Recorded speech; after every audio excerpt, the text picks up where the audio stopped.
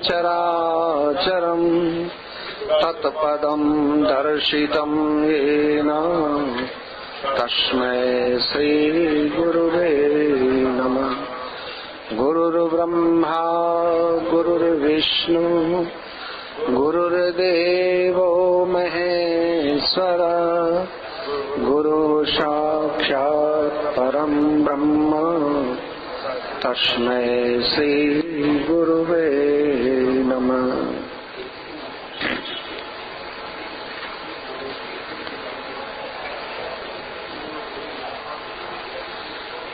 भगवान की कृपा से कल से हम लोगों का श्री श्यामाचरण संघ दिल्ली का 10वां वार्षिकोत्सव चल रहा है।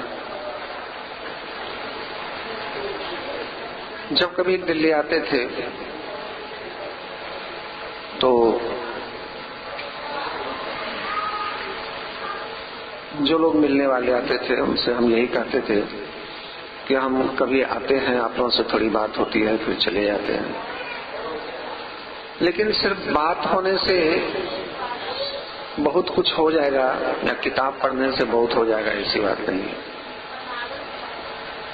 अंधकार की चर्चा हो तो इससे अंधकार दूर नहीं हो जाएगा। अंधकार तो तब दूर होगा जब हम दीपक जलाएंगे। हमको बहुत भूख लगा हो और अच्छे पकवान की हम चर्चा करें तो इससे हमारा पेट नहीं भरेगा। पेट तो तब भरेगा जब हम भोजन करेंगे। तो यथार्थ कल्याण तब होगा जबकि हम थोड़ा सा भी भगवत स्मरण करें। भगवत स्मरण करने का बहुत विधि है। कोई जप करता है, कोई तीर्थ करता है, कोई स्वाध्याय करता है, कोई हवन करता है, कोई पूजा करता है। सारी प्रक्रिया भगवत स्मरण ही है। हम लोग भटक जाते हैं इसमें कि एक जगह ये लिखा हुआ है, दूसरी जगह ये लिखा हुआ है, तीसरी जगह ये लिखा हुआ है, हम किधर जाएं? एक को पकड़ते हैं, कुछ उपलब्धि नहीं होती है, दूसरे को पकड़ते हैं, वहां भी नहीं होती है, तीसरे को पकड़ते हैं और इसी बीच काल आ जाता है, कुछ उपलब्ध नहीं होता। सारा दौड़ धूप के हमारा जीवन समाप्त हो जाता है। तो एक जगह कहीं अपने को केंद्रित करना पड़ेगा। चैतन्य महाप्रभु एक बार जा रहे थे कहीं, तो एक गांव में उन्होंने देखा कि कुछ गड्ढे हैं। तो उन्होंने पूछा कि इतने गड्ढे क्यों हैं यहाँ? तो वहां के लोगों ने बताया कि एक आदमी कुआं खोद रहा था, एक जगह खोदा पानी नहीं निकला, फिर दूसरी जगह खोदा वहां भी नहीं निकला, तीसरी जगह खोदा वहां भी नहीं निकला। इस तरह से कई जगह खोदने के बाद जब कहीं पानी नहीं निकला तो वो चला गया। तो उस व्यक्ति ने कहा, चैतन्य महाप्रभु ने कहा कि उस व्यक्ति में निष्ठा की कमी थी। अगर एक जगह खोदता और खोदते रह जाता तो वहीं पानी निकल जाता। हम लोग की स्थिति भी वही है। हम लोग को कहीं अपने को एक जगह केंद्रित करना पड़ेगा। हम लोग जो बात गुरु जी के मुख से सुनते हैं वो तो दूसरी जगह भी सुनते ही हैं, बहुत किताबों में पढ़ते ही हैं। तो फिर इसकी आवश्यकता क्यों है?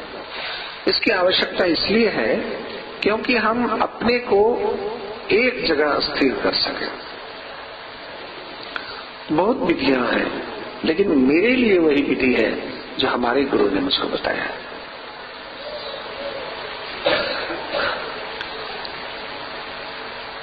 एक बार उद्धव को ये अहम हो गया कि हम सबसे बड़े भक्त हैं।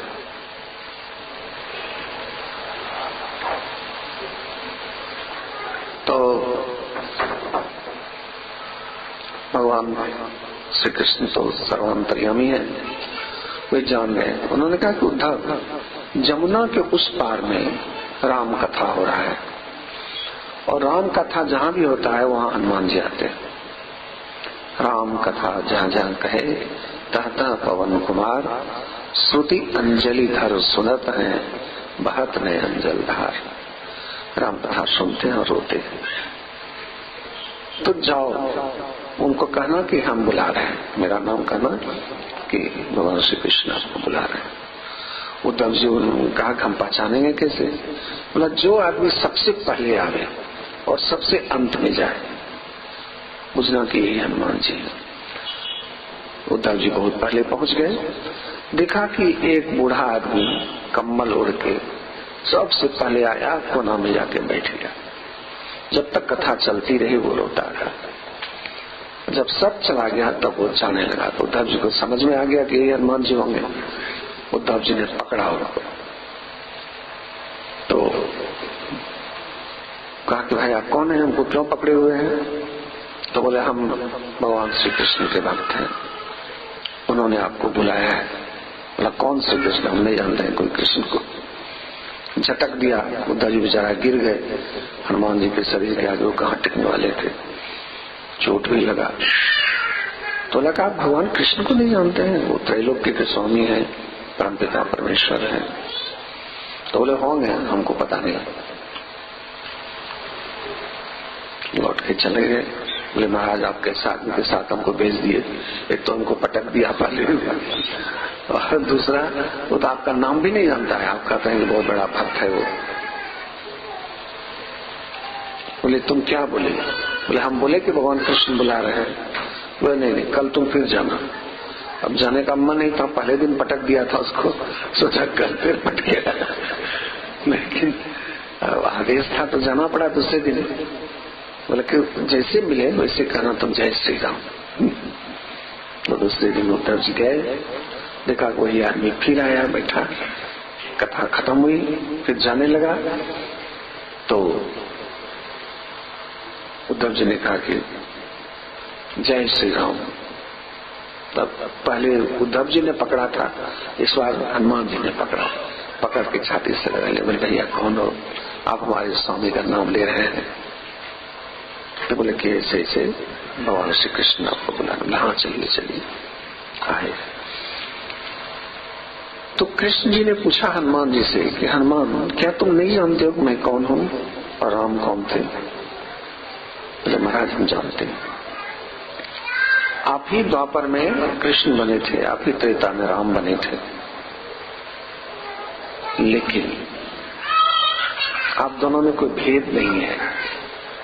श्रीनाथ जानकी नाथे नौ भेद परमेश्वर। लेकिन तथापि मम सर्वस्व राम राजीव लोचनम। लेकिन आपके राम रूप को जो मैंने अपने हृदय में सजा लिया है, अब दूसरा कोई इसमें प्रवेश करता ही नहीं। दूसरे के बारे में हम सोच ही नहीं सकते, क्योंकि आपका जो राम रूप है उसी को हम अपने हृदय में सजा लिया है, और दूसरा कोई प्रवेश करता ही नहीं। ये एकांतिक निष्ठा है। ये जब तक एकांतिक निष्ठा हमारा कहीं नहीं होगा तब तक हम लोग उपलब्धि नहीं हो सकती। इसीलिए हम गुरु करते हैं कि हमारा बहुत गुरु है। हम ये नहीं कहते हैं कोई कम है, सब अपने आप में महान है, लेकिन मेरे लिए मेरा गुरु सर्वस्व, मेरे लिए लाही बाबा जो है वो सर्वस्व, ये मान के चलिए। क्योंकि ये जब तक गुरु के प्रति एकांतिक भाव नहीं होगा तब तक उपलब्धि नहीं हो सके।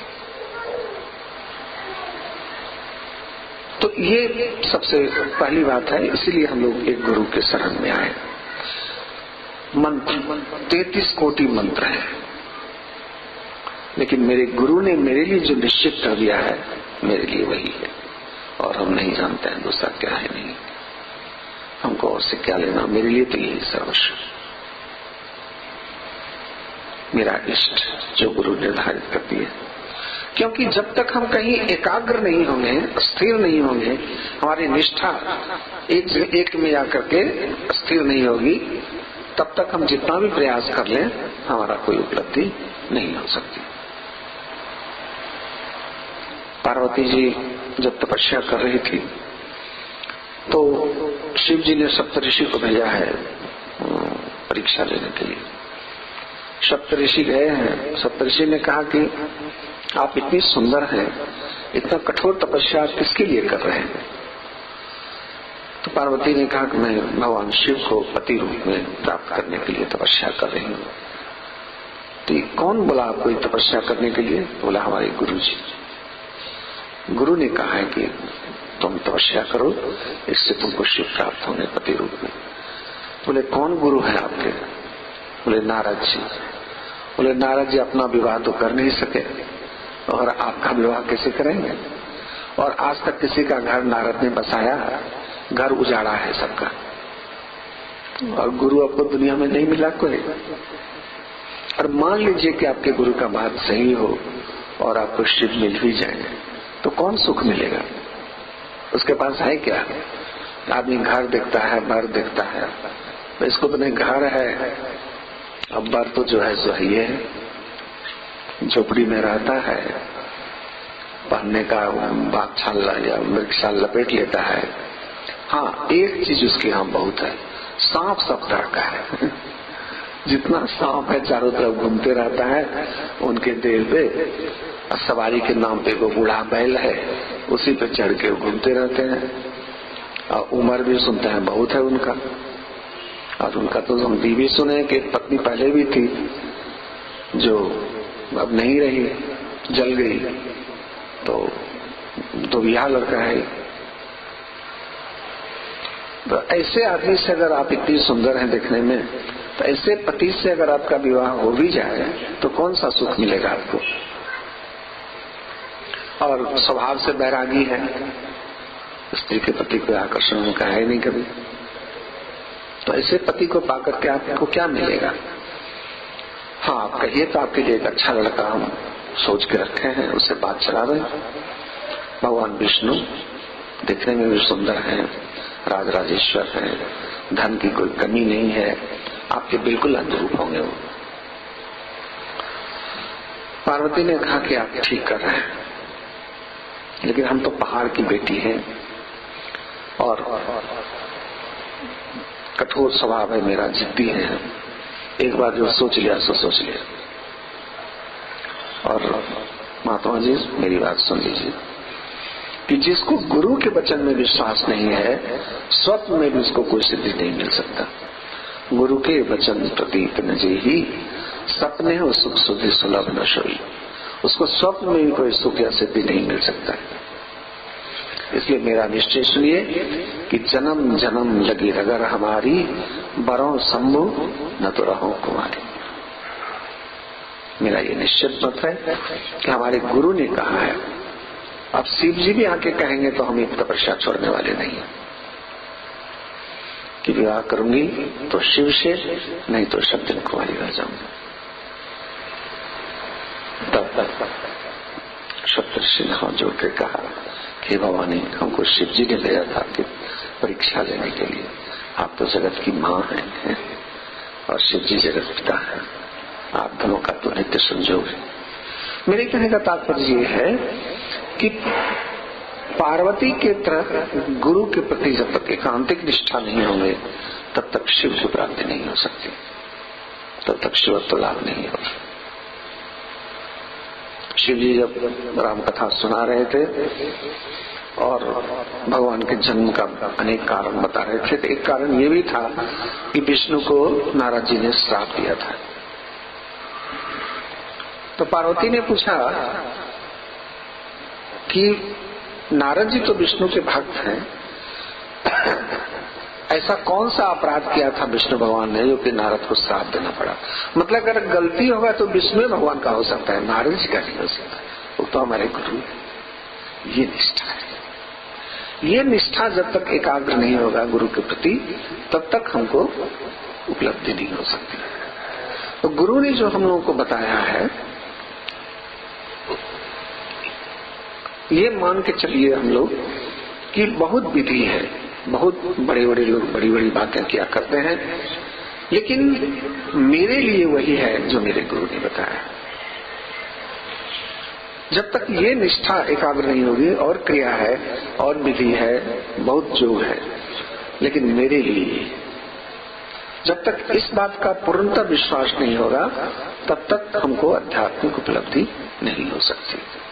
तो सबसे पहली बात ये करना है कि साधन करना है। क्यों करना है? इसलिए हमको गुरु जी बोले साफ बात।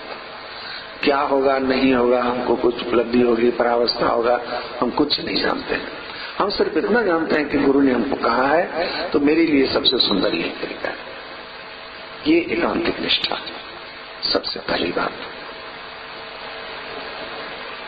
दूसरा बात कि गुरु के साथ हम लोगों को 4 तरह का व्यवहार करना चाहिए। एक तो सबसे पहला व्यवहार ये कि गुरु से कुछ छिपाना नहीं है। गुरु कभी मरते नहीं हैं, गुरु तो अजर अमर हैं। तो जो भी मन का बात हो, अच्छा से अच्छा, खराब से खराब, गुरु के सामने बोल देना चाहिए। इसलिए हम आप लोगों को अपना अनुभव कर रहा हूं कि जब कभी जीवन में तनाव का अवसर आते ही रहता है, चुपचाप गुरु के फोटो के सामने आप कह दीजिए। जैसे आप किसी को अपनी बात कह देते हैं, उस तरह से उनको कह दीजिए और कह के आप निश्चिंत हो जाइए कि हम कह दिया, जाने मालिक, जो होना होगा। जब तक आप कहते नहीं हैं, आप पकड़े हैं, तब तक वो छोड़े हुआ है। जिस दिन आप छोड़ देंगे वो पकड़ गया। तो गुरु से कुछ छिपाना नहीं चाहिए, खराब से खराब नहीं, अच्छा से अच्छा बात भी उनको कह दीजिए, उनमें अपनी विश्वास जताइए, तब उनकी कृपा का अनुभव कीजिएगा। दूसरा बात, गुरु की आज्ञा का पालन। आज्ञा पालन एक ऐसी विधि है जो अच्छे अच्छों को वश में कर सकता है। पत्नी एक आज्ञा मान ले पति का, पति उसका 10 बात मान ले। बेटा एक बात मान ले तो बाप उसको अपना सर्वस्व दे देगा। शिष्य अगर गुरु का बात मान ले तो गुरु अपनी सारी आध्यात्मिक शक्ति उसमें रोक देगा। आज्ञा, गुरु ने जो कहा है वो मानेंगे, चाहे ये तन रहे कि जाए। वो गाड़ी वहां से के पुराण पुरुष में आया है ना, तो कि एक आदमी गया दीक्षा लेने, केवल हम बहुत दिन से भटक रहे थे, आपके पास ये दीक्षा के लिए आए।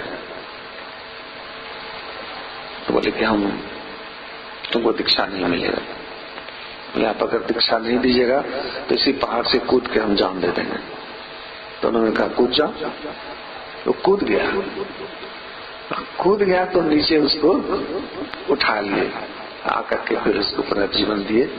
बोला कि इस जन्म में इसका दीक्षा नहीं लिखा था, अब इसका पुनर्जन्म हुआ, उसकी दीक्षा। कहने का तात्पर्य है कि गुरु ने कहा कूद जाओ तो कूद गया, ये बहुत बड़ी बात है। तो ये उनकी आज्ञा का पालन। तीसरा, गुरु के वचन में विश्वास। विश्वास में बहुत बड़ी शक्ति है। जिसको जितना विश्वास है वो उतना गुरु के, भगवान की कृपा का अनुभव करता है। जिसको विश्वास नहीं है उसके लिए नहीं है।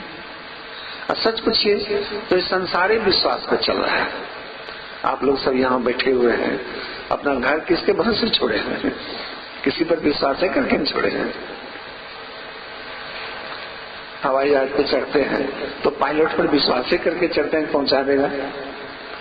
विश्वास के बिना तो जीवन नहीं चलेगा। पार्वती श्रद्धा है, शिव विश्वास है। हम एक पत्थर को मंदिर में स्थापित करते हैं तो देखा जाए कि पत्थर एक है, लेकिन मेरा विश्वास है कि शिव है तो शिव है। हमारे विश्वास ने इस पत्थर से शिव को प्रकट कर दिया। तो गुरु के वचन में सब पर विश्वास करते हैं हम। एक ड्राइवर पे करते हैं, एक पायलट पे करते हैं, एक नौकर पे करते हैं, एक दरबान पे करते हैं, और भगवान पर नहीं करेंगे।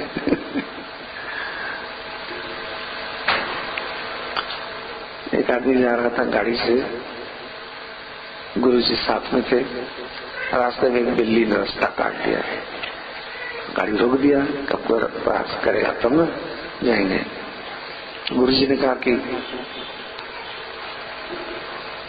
क्यों रोके गाड़ी? बोले गुरु जी बिल्ली रास्ता काट दिया, अब कोई पास करेगा तब हम जाएंगे।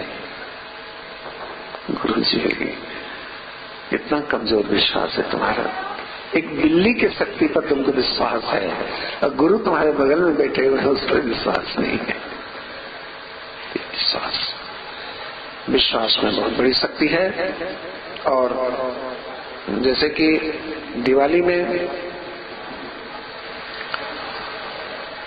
चीनी का जो घोड़ा बनता है वो पूरा घोड़ा ही मीठा होता है। उसी तरह भगवान जो है, शिव जो है, वो विश्वास से ही बने हैं। जितना भगवान पर विश्वास आप कर सकिएगा उतना उनकी कृपा का अनुभव कीजिएगा।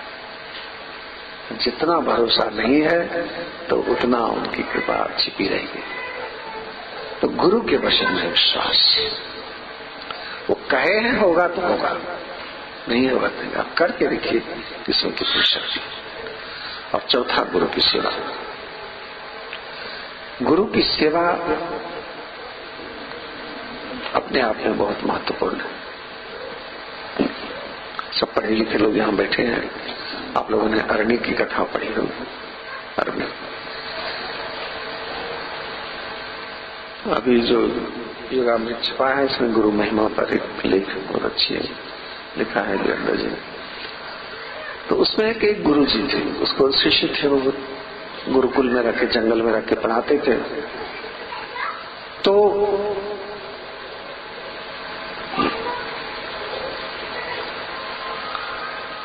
एक दिन ऐसे ही क्लास शुरू हो गया, तो एक विद्यार्थी था जो सबसे बुजगुल था। उन्हें कभी पाठ याद करता था, उसे होता ही नहीं था,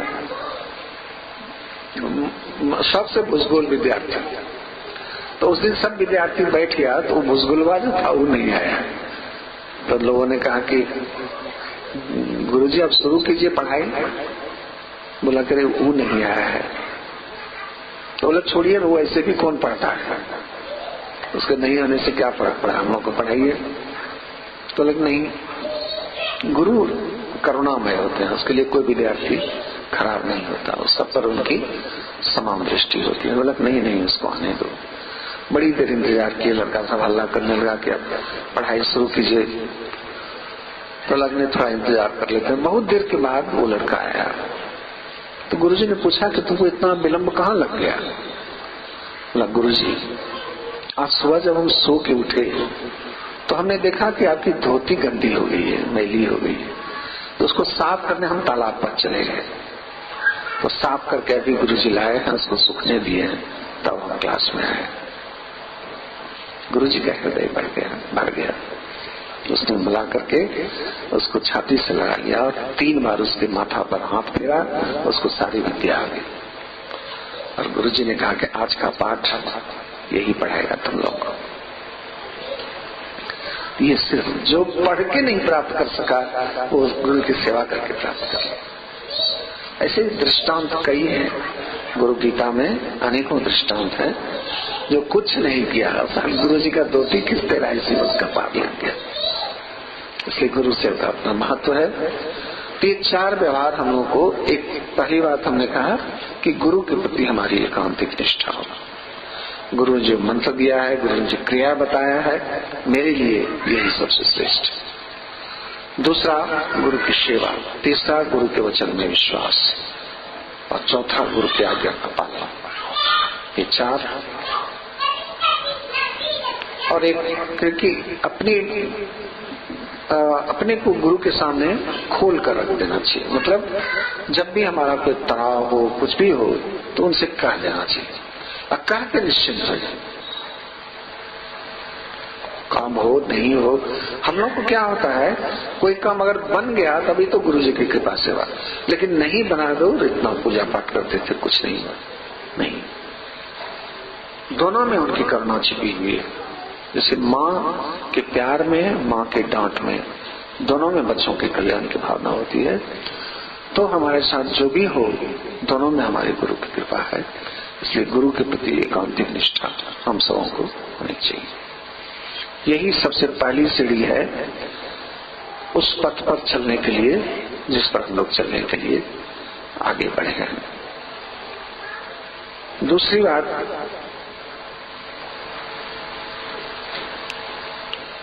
कि आज सुबह पवन जी से बात हो रही थी, गीता का 2 श्लोक 18वां अध्याय का सबसे प्रासंगिक है कि मन मना भव मत भक्तो मद्या जीवम नमस्कुरु मामे वैश्यसी सत्यंते प्रतिजानी प्रियोषि। कि अर्जुन तुम हमको बहुत प्रिय हो, इसीलिए हम तुमको बता रहे हैं। तो हम प्रिय किसके हैं? जो मुझको प्रिय है।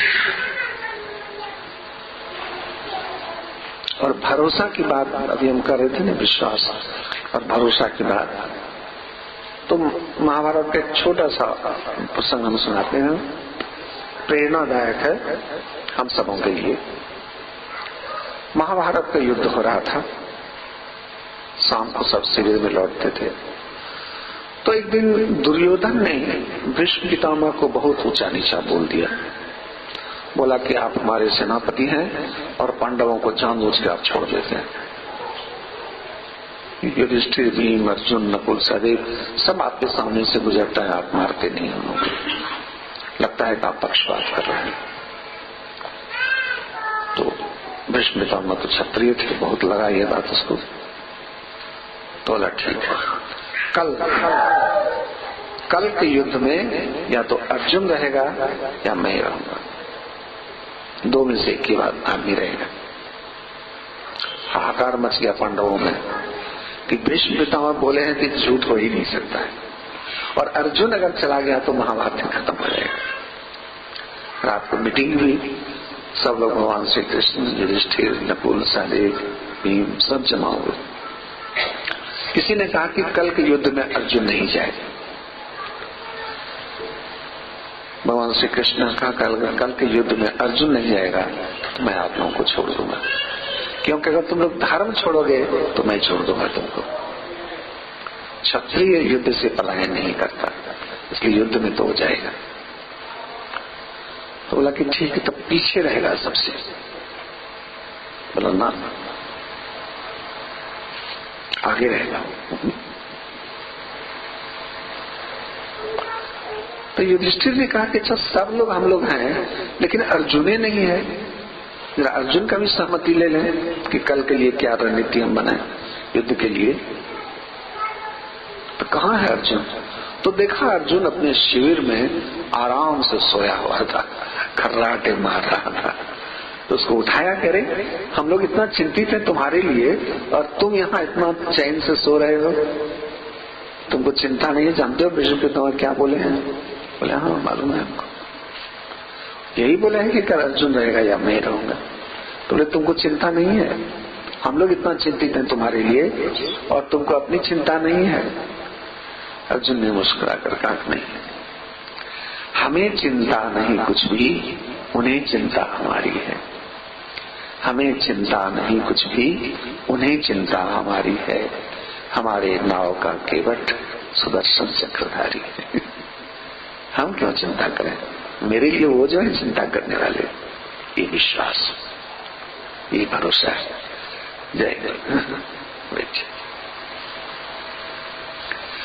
तो ये जब तक ये एकांतिक निष्ठा, हम लोगों का निष्ठा इतना कमजोर है कि जीवन में एक दुख सुख का झटका लगता है तो मेरा विश्वास टूट जाता है। इतना कमजोर विश्वास से हमको उपलब्धि नहीं हो पाती। पक्का विश्वास से अर्जुन की तरह कि हम भी कर सकें कि हमें चिंता नहीं कुछ भी, उन्हें चिंता हमारी है। हमारे नाव का केवट सुदर्शन चक्रधारी। और जिसको ये विश्वास है गुरु में, गोविंद में, उसके खेवनहार, उसके केवट भगवान स्वयं बन जाते हैं। विश्वास तो हो। तो 4 बार हमने बताया कि गुरु से कुछ छिपाए नहीं, गुरु को अपने मन की बात कह के निश्चिंत हो जाए। और इस विश्वास के साथ कि हम कह दिए, अब जाने मालिक को करना हो नहीं करना हो, हाँ करना हो, ये उनकी इच्छा। दूसरा, गुरु की आज्ञा का पालन। तीसरा, गुरु के वचन में विश्वास, भरोसा कि वो है तो फिर हमको क्या सोचने की जरूरत है। जब तक बाप जिंदा रहता है बेटा निश्चिंत रहता है। हम लोग के बाप जिंदा है तो फिर हमको चिंता की क्या बात है। तो ये विश्वास जिसको जितना है वो भगवान की कृपा का उतना अनुभव कर सकेगा। जिसको विश्वास नहीं है वो डरा हुआ है, सशंकित है, ये नहीं हो जाए, वो नहीं, जो होना हो मालिक पर छोड़ दिया। तो ये विश्वास हमारे भीतर हो, ये सबसे बड़ी बात है। उसके बाद चौथा, गुरु की सेवा। सेवा से क्या होता है? सेवा हम लोग समझते हैं कि पैर दबा दे, माथा दबा दे, तो ये सेवा हो। ये भी एक तरह की शारीरिक सेवा है। सेवा में आदमी सबसे समीप होता है। किसी की जब सेवा करते हैं तो हम उसके बहुत नजदीक होते हैं। तो सेवा के माध्यम से हम गुरु के नजदीक होते हैं। नजदीक होने से जैसे अग्नि के समीप हम जाएं तो अग्नि की जो उष्णता है, उसकी गर्मी जो है वो हम महसूस कर सकते हैं। उसी तरह हम जब गुरु की सेवा करते हैं तो गुरु के नजदीक होते हैं। नजदीक होने से जब तार जुटता है तो करंट मेरे भीतर प्रवाहित होने लगता है। इसीलिए हम गुरु के बारे में सोचें, गुरु मेरे बारे में सोचने लगे तो हमारा गुरु के प्रति लगाव बढ़े। गोविंद को तो हमने देखा नहीं है, गोविंद की चर्चा सुने हैं, पढ़े हैं, एक काल्पनिक आभास है कि भगवान नाम का कोई चीज होता है, लेकिन गुरु तो प्रत्यक्ष उनको देखे हुए। तो जब तक गुरु के प्रति हमारी एकांतिक निष्ठा, क्योंकि भगवान ने कहा है कि गीता में कि मन मना भाव, तुम मन से मेरा मनन करो। मन की बात मन तक पहुंचती है। सबरी चाहती थी कि भगवान मेरे घर आए, चाहती थी, उसकी चाहत थी, लेकिन उसने कोई इनविटेशन नहीं भेजा था, किसी को बुलाने के लिए नहीं भेजा था, लेकिन उसकी जो चाहत थी, इच्छा थी, वो भगवान तक पहुंच गई और भगवान सारे ऋषि मुनियों को छोड़कर केवटी के दरवाजे तक पहुंचे। एक मन की पुकार। तो भगवान कहते हैं कि मन मना, तुम मन से मेरा मनन करो, हम तुम्हारे पास हैं, तुमको कोई प्रयास करने की जरूरत थोड़ी है, तुम मन से मेरा मनन करो। मत भक्त, मेरा भक्त बनो। भक्त किसको कहते हैं? आज तो हम लोगों ने गीता का 12वां अध्याय भक्ति योग का पाठ किया। मत भक्त, भक्त कहते हैं जिसको भगवान अच्छा लग जाए। हम लोग यहाँ बैठे हैं क्योंकि हमको अच्छा लगता है, अच्छा नहीं लगेगा तो उठ के चल जाएंगे। तो भगवान के प्रति मेरे मन का आकर्षण हो, जैसे हमको नहीं घर अच्छा लगता है, रुपया अच्छा लगता है, पत्नी अच्छी लगती है, बच्चे अच्छे लगते हैं, उस तरह से जब मेरे मन को भगवान अच्छे लगते हैं, इसी का नाम भक्ति। हमारे मन में प्रेम है, लेकिन ये प्रेम जब विषय के लिए होता है तो उसको हम वासना कहते हैं, और यही प्रेम जब भगवान के लिए होता है तो उसको हम भक्ति कहते हैं। एक ही बात है। इसलिए रामायण के अंत में गोस्वामी तुलसीदास ने यही वरदान मांगा है राम जी से कि प्रभु हम कुछ नहीं चाहते हैं, हम बस इतना चाहते हैं कि आप हमको अच्छा लगे, बस। और कितना अच्छा लगे? काम ही नारी प्यारी जिमी, कामी पुरुष को स्त्री जितना अच्छा लगता है, लोभ है के जिमी राम, लोभी को धन जितना अच्छा लगता है, तिमी रघुवीर निरंतर प्रिय लाभ हो ही राम। निरंतर हे राम आप हमेशा हमको उतना ही अच्छा लगे, हमारा मन आपके लिए, हमारे मन का आकर्षण आपके लिए हो, आप हमको सबसे अच्छा लगे। तो ये भगवान हमको अच्छा लगे, इसके लिए क्या करना होगा? जितनी प्रक्रिया है, पूजा करते हैं, पाठ करते हैं, जप करते हैं, सत्संग करते हैं, इसका उद्देश्य सिर्फ इतना है कि हमारे मन को भगवान अच्छा लगे,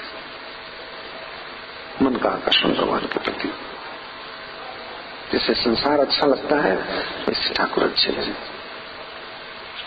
और ये तब तक नहीं होगा जब तक गुरु अच्छा लगेगा। गुरु के प्रति जब आकर्षण होगा तो गोविंद के प्रति आकर्षण अपने आप हो जाएगा। मध्याजीना मतलब आपकी पूजा, मेरी पूजा करो। पूजा हम उसकी करते हैं जिसको अपने से श्रेष्ठ समझते हैं। तो आप ही हमारे सर्वस्व हैं, ये सोच के जो उनकी पूजा करते हैं, नमस्कार मुझको प्रणाम करो। इसका परिणाम क्या होगा कि मामे वे प्रबंधन्ति, तुम हम ही को प्राप्त करो। मामे वैश्यसी, इसका परिणाम यह होगा तुम मुझी को प्राप्त करोगे। और मुझको प्राप्त करने पर क्या होगा, तुम वही हो जाओगे। चाणक तुम्हें हो जाएगी। जब एक लोटा पानी हम गंगा में डाल देते हैं तो गंगा जल हो जाता है। इसी तरह जब हम भगवान से मिलते हैं तो हम स्वयं भगवान हो जाते हैं। ये हम तुमको सत्य वचन इसलिए कह रहा हूं क्योंकि तुम मेरे सबसे प्रिय हो। सत्यम जानी प्रियोषु। तो बोला कि ऐसा हो, इसके लिए हमको क्या करना होगा? सर्वधर्मान परित्यज्य मामेकं शरणं व्रज। बहुत पढ़े, बहुत सुने, बहुत बड़ी बड़ी बातें हुई, लेकिन सब कुछ हम कुछ नहीं जानते। पूरा गीता पढ़ने के बाद भगवान ने कहा कि तुम सब भूल जाओ, तुम सिर्फ मेरी शरण में आ जाओ। मामेकं शरणं व्रज, मेरे शरण में आ जाओ।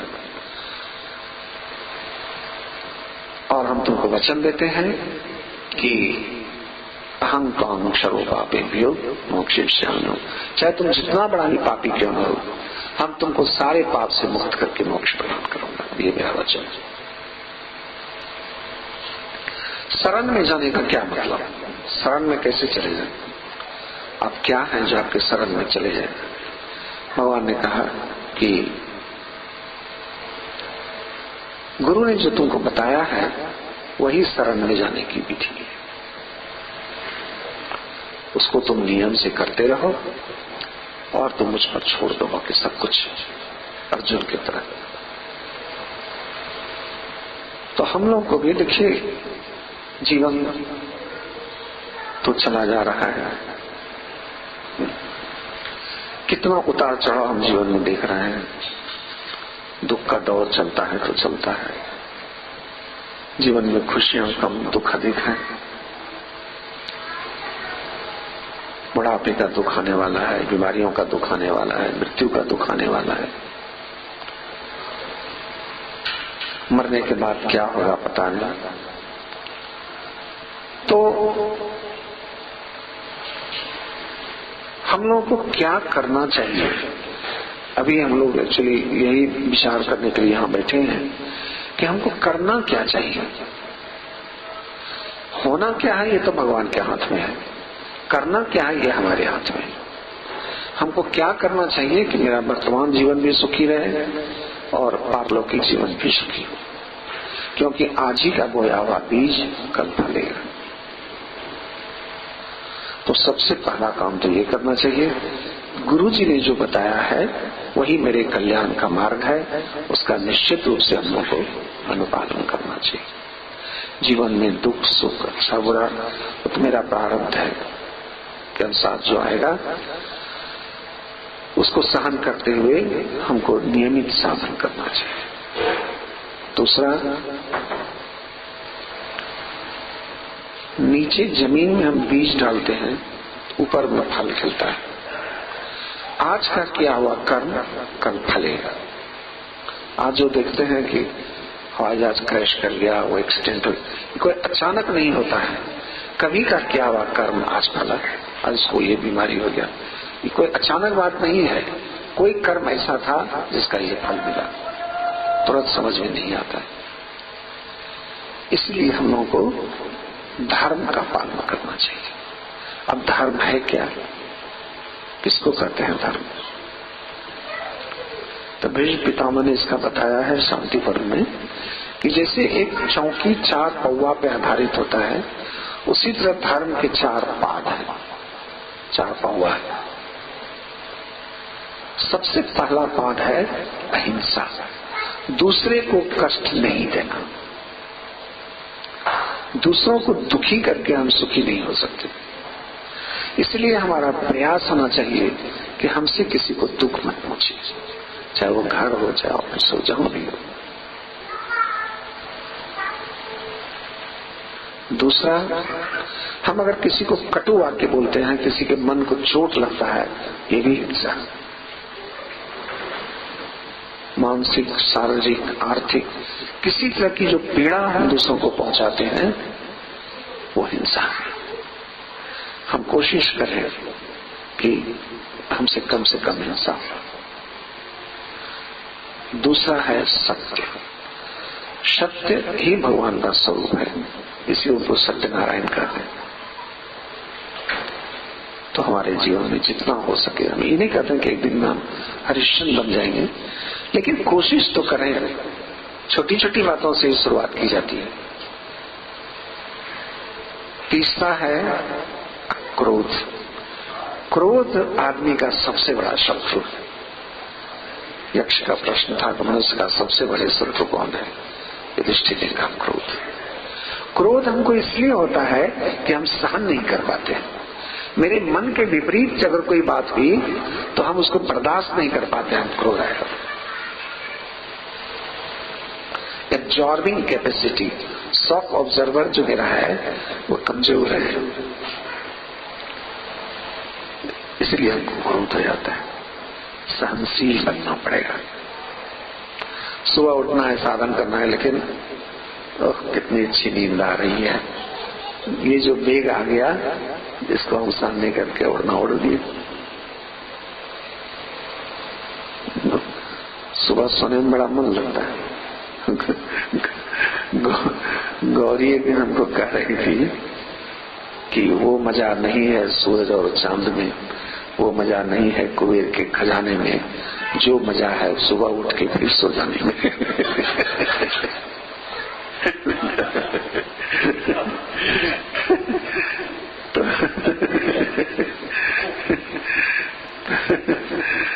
तो कहने का मतलब है कि एक बात तो करता है, लेकिन जो उसको सहन कर लिया उठ के, उसी तरह से हमारे जीवन में सुबह से शाम तक बहुत बातें ऐसी होती हैं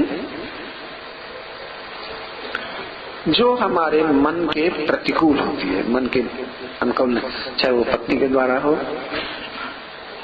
बच्चों के द्वारा हो, जिसके भी द्वारा हो, उसको सहन करना चाहिए। साधक अगर बनना है तो सहनशील बनना पड़ेगा।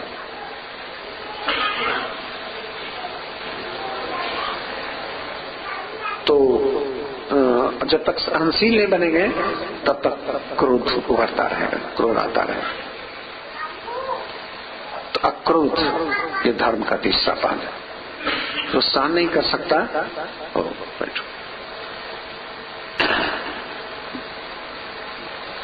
और चौथा है दान। हमारा सारा प्रयास हमारे अपने सुख के लिए, दूसरों को सुख पहुंचे इसके लिए हम क्या करते हैं? कुछ नहीं। दान किसी रूप में। अब एक प्रश्न हो सकता है कि जिसको पैसा नहीं है वो दान कैसे करेगा? जो गरीब आदमी है वो दान कैसे करेगा? एक शिष्य गया अपने गुरु के पास और कहा कि गुरु जी, हम जो पाना चाहते हैं वो हम पा नहीं पाते। गुरु जी ने कहा कि तुम पाना चाहते हो, कभी देना चाहे हो? दोगे नहीं तो पाओगे कहां से? बोओगे नहीं तो काटोगे कहां से? शिष्य ने कहा कि गुरु जी, हम तो गरीब आदमी हैं, कहां से हम दे सकेंगे? बोले किसने कहा कि देने के लिए धन की जरूरत है? देने के लिए धन की नहीं, मन की जरूरत है। मतलब मन से कैसे दान होगा? ले छोटे जो हैं उसको स्नेह दो, जो बड़े हैं उसको सम्मान दो, जो बराबरी वाले हैं उसको अपनापन दो, जो दुखी हैं, बीमार हैं उसको सहानुभूति दो, जो डरा हुआ है उसको अभय दो। इसमें क्या पैसा लगता है? हमारे जिस प्रयास से किसी को सुख मिलता हो वो दान है। ये बिना पैसे का भी हो सकता है। संवेदनशील बने, दूसरों की पीड़ा को महसूस करें और उस पीड़ा को दूर करने के लिए यथासंभव कोशिश करें। इसी का नाम दान है। ये पैसे का भी से भी हो सकता है, बिना पैसे से भी हो सकता है। कोई रूठ गया है, उसको मना दें, ये भी दान है, क्योंकि उसकी अपेक्षा है कि हमको कोई मना दे। कोई बीमार है, उसको जाकर के देखे, ये भी दान है, क्योंकि उससे उसको मानसिक संतुष्टि मिलती है। तो हमारे जिस प्रयास से कोई मुरझाया है तो उसको थोड़ा सा हंसा दीजिए, ये भी दान है। दान हमेशा पैसे से नहीं होता, ये हमारा वहम है कि पैसा होगा तो दान करेंगे। दूसरों को प्रमोदित करने के लिए, दूसरों को प्रसन्न करने के लिए जो मेरा प्रयास है, इसी का नाम दान है। दान में वस्तु की नहीं, भावना की विशेषता है। आप लोगों ने पढ़ा होगा शायद कहीं या सुना भी होगा, फिर भी मैं इसकी चर्चा किए देता हूँ। एक बार बहुत अकाल पड़ा, इतना अकाल पड़ा कि जमीन फट गई, पशुओं को चारा नहीं था, पानी, कुआं का पानी सूखने लगा, अनाज नहीं था, ऐसा लगा कि त्राही त्राही मच गया। तो लोग, एक गांव के लोग गए भगवान बुद्ध के पास और कहा कि महाराज हम लोग मर जाएंगे, कुछ कीजिए, कुछ कृपा कीजिए कि हम लोगों का जीवन बचे। भगवान बुद्ध ने कहा कि कल हम भिक्षाटन के लिए निकलेंगे और जो भी हमको भिक्षा में मिलेगा हम आप लोगों को दे देंगे, आप लोग वो खा के अपना जीवन रक्षा कीजिए। तो बात फैल गई, भगवान बुद्ध, उनके शिष्य लोग सड़क पे निकले भिक्षाटन के लिए। तो लोग, भगवान बुद्ध आए हैं मांगने के लिए, तो लोग अनाज, कपड़ा, सोना, चांदी जो भी था सब ला ला करके उनके चरणों में रखते थे। अब वो सीधे जा रहे थे चुपचाप, बिना कुछ बोले, ऐसे चादर फैलाए। एक विधवा थी, बूढ़ी औरत, उसको मन हुआ कि आज तो भगवान बुद्ध स्वयं आया है मांगने के लिए, हमको भी कुछ देना चाहिए। लेकिन उसको देने के लिए कुछ था नहीं, एक वस्तु वो लपेटे हुए थी बस, लेकिन उसको देने की इच्छा प्रबल थी। जब भगवान बुद्ध उसके सामने से गुजरे तो उसने वो धोती जो थी मैली फटी, उसको खोल के भगवान बुद्ध के सामने फेंक दिया और अपने एक गाछ के पीछे जाके छुप गई, क्योंकि अब उसके शरीर पर कुछ नहीं था। भगवान बुद्ध ने उस धोती को उठा लिया और नाचने लगे खुशी से कि दान तो आज हमको मिला है, इस देवी ने अपना सर्वस्व दान कर दिया, अब इसके पास कुछ नहीं। इतना खुशी से नाचने लगे, उसी समय आकाश में बादल छा गया और इतनी बारिश हुई, इतनी बारिश हुई कि सारा क्लेश खत्म हो गया। ये सच्ची घटना है, कोई संगीत नहीं है। तो भावना का महत्व है। कोई दुखी हो, उसके माथा पे अगर हाथ फेर दीजिए तो उसको जो राहत महसूस होता है, ये दान है। इसमें एक पैसा खर्च नहीं। तो अपने से अपने को पूछना चाहिए कि हमने दूसरों को प्रमोदित करने के लिए, प्रसन्न करने के लिए हमने आज क्या किया, और अगर कुछ किया तो आज का दान तो मेरा हो गया।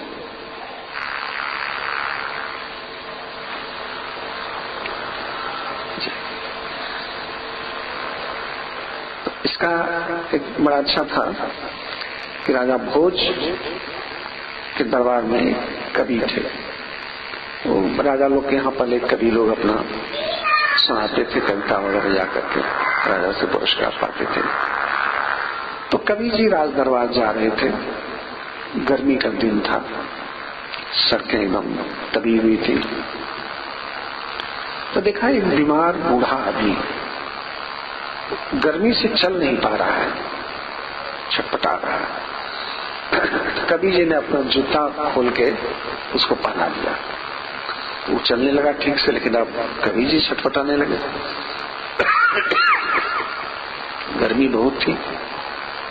इतने में राजा भोज का जो महावत था वो हाथी लेके आ रहा था। कहा कि कवि जी आप कहाँ जा रहे हैं? बोले हम राज दरबार की तरफ जा रहे हैं। बोला हम भी तो उधर चल रहे हैं, आइए बैठ जाइए। तो हाथी पे बैठ के जा रहे थे कवि जी। इतने में राजा का सवारी उधर से आ रहा था। तो देखा कि राजा ने देखा कि हमारे हाथी पे कवि जी बैठे हुए हैं। रुके, बोले कवि जी आपको पता है ये हाथी किसका है? बोले हाँ हुजूर ये आपका हाथी है। तो बोले ये जानते हुए आप मेरे हाथी पे कैसे बैठ गए? बोला हुजूर सुनिए, थोड़ी देर पहले हमने एक फटा जूता दान किया था, उसी पुण्य के प्रभाव से हम हाथी पे बैठ गए। राजन, ये महत्वपूर्ण नहीं है कि आपके खजाने में कितना धन है, ये महत्वपूर्ण है उस धन से आपने दान कितना किया है। सूरवीर होना आसान है, दानवीर होना बहुत मुश्किल है। किसी को मार करके धन हड़प लेना यह आसान है, लेकिन अर्जित किया हुआ धन दूसरों को लुटा देना ये बहुत बड़ी बात है। राजा इतना प्रभावित हुए इस बात से कि वो हाथी कवि जी को दान करने। ये तो एक कहानी है, लेकिन इसके पीछे जो छिपी हुई भावना है वो कि हम जो दूसरों के लिए दान की चर्चा हम इसलिए कर रहा हूं कि कलयुग में दो चीज का सबसे ज्यादा महत्व है, एक भगवान के नाम की और दूसरा दान की। इसलिए हमने जो नियम बनाया कि 10 रुपया महीना आप लोग निकालिए कि इससे गोधाम की सेवा हो, विद्यापीठ की सेवा हो, तो एक हिसाब से ये दान भी हो जाता है। तो 4 पाद धर्म के बताए, अहिंसा, दूसरा सत्य, तीसरा अक्रोध, सहनशील बने हम लोग, तो इससे हमारा जीवन भी बहुत सुखी हो जाएगा। रोज जो तनाव खिचखिच होता है अपने साथ, सामने वाला बोले अपने चुप हो जाएगी, थोड़ा देर में सामने वाला अपने चुप हो जाएगा। और चौथा दान, बिना दान का धन जिसके लिए आज हम लोग सब आदमी परेशान है सुबह से शाम तक, उसको प्राप्त करने का सबसे सुंदर तरीका है वो, जैसे गणेश जी को नहीं कहा गया कि गणेश जी कार्तिक जी को जो पहले पृथ्वी का परिक्रमा करके आएगा उसी का पहले विवाह होगा। तो कार्तिक जी तो घोड़ा पे निकल गए, अब गणेश जी सोचे कि चूहा सवारी मेरा और इतना भारी शरीर कब तक हम लौटेंगे, तो शिव पार्वती को बिठा करके उन्हीं का साथ फेरा दे दिए और कहे कि मेरा परिक्रमा तो हो गया। फिर पूछा तुम कब किया परिक्रमा? तो पहले शिव बड़ा अच्छा तर्क दिया है, गणेश जी तो बुद्धि के देवता है, कहे कि महाराज पहले ये बताइए कि शास्त्र में जो कहा है वो सत्य है क्या असत्य है? यानी पूरा सत्य है। बोले उसी शास्त्र में लिखा है कि जो माँ बाप का एक बार परिक्रमा करता है वो पूरे परिक्रमा पृथ्वी के परिक्रमा का फल पाता है। तो हम तो 7 बार किए हैं, तुमको तो 7 बार का फल मिलना चाहिए। और हार करके शिव जी को उसकी व्यवहार करनी पड़ी, और जब तक कार्तिक जी लौट के आए तब तक गणेश जी को 2 बच्चा भी हो गया था। तो उसी तरह से धन प्राप्त करने का एक सबसे सुंदर तरीका बताते हैं कि नियमित कुछ दान कीजिए, बिना प्रयास का धन आप पाते रहेगा।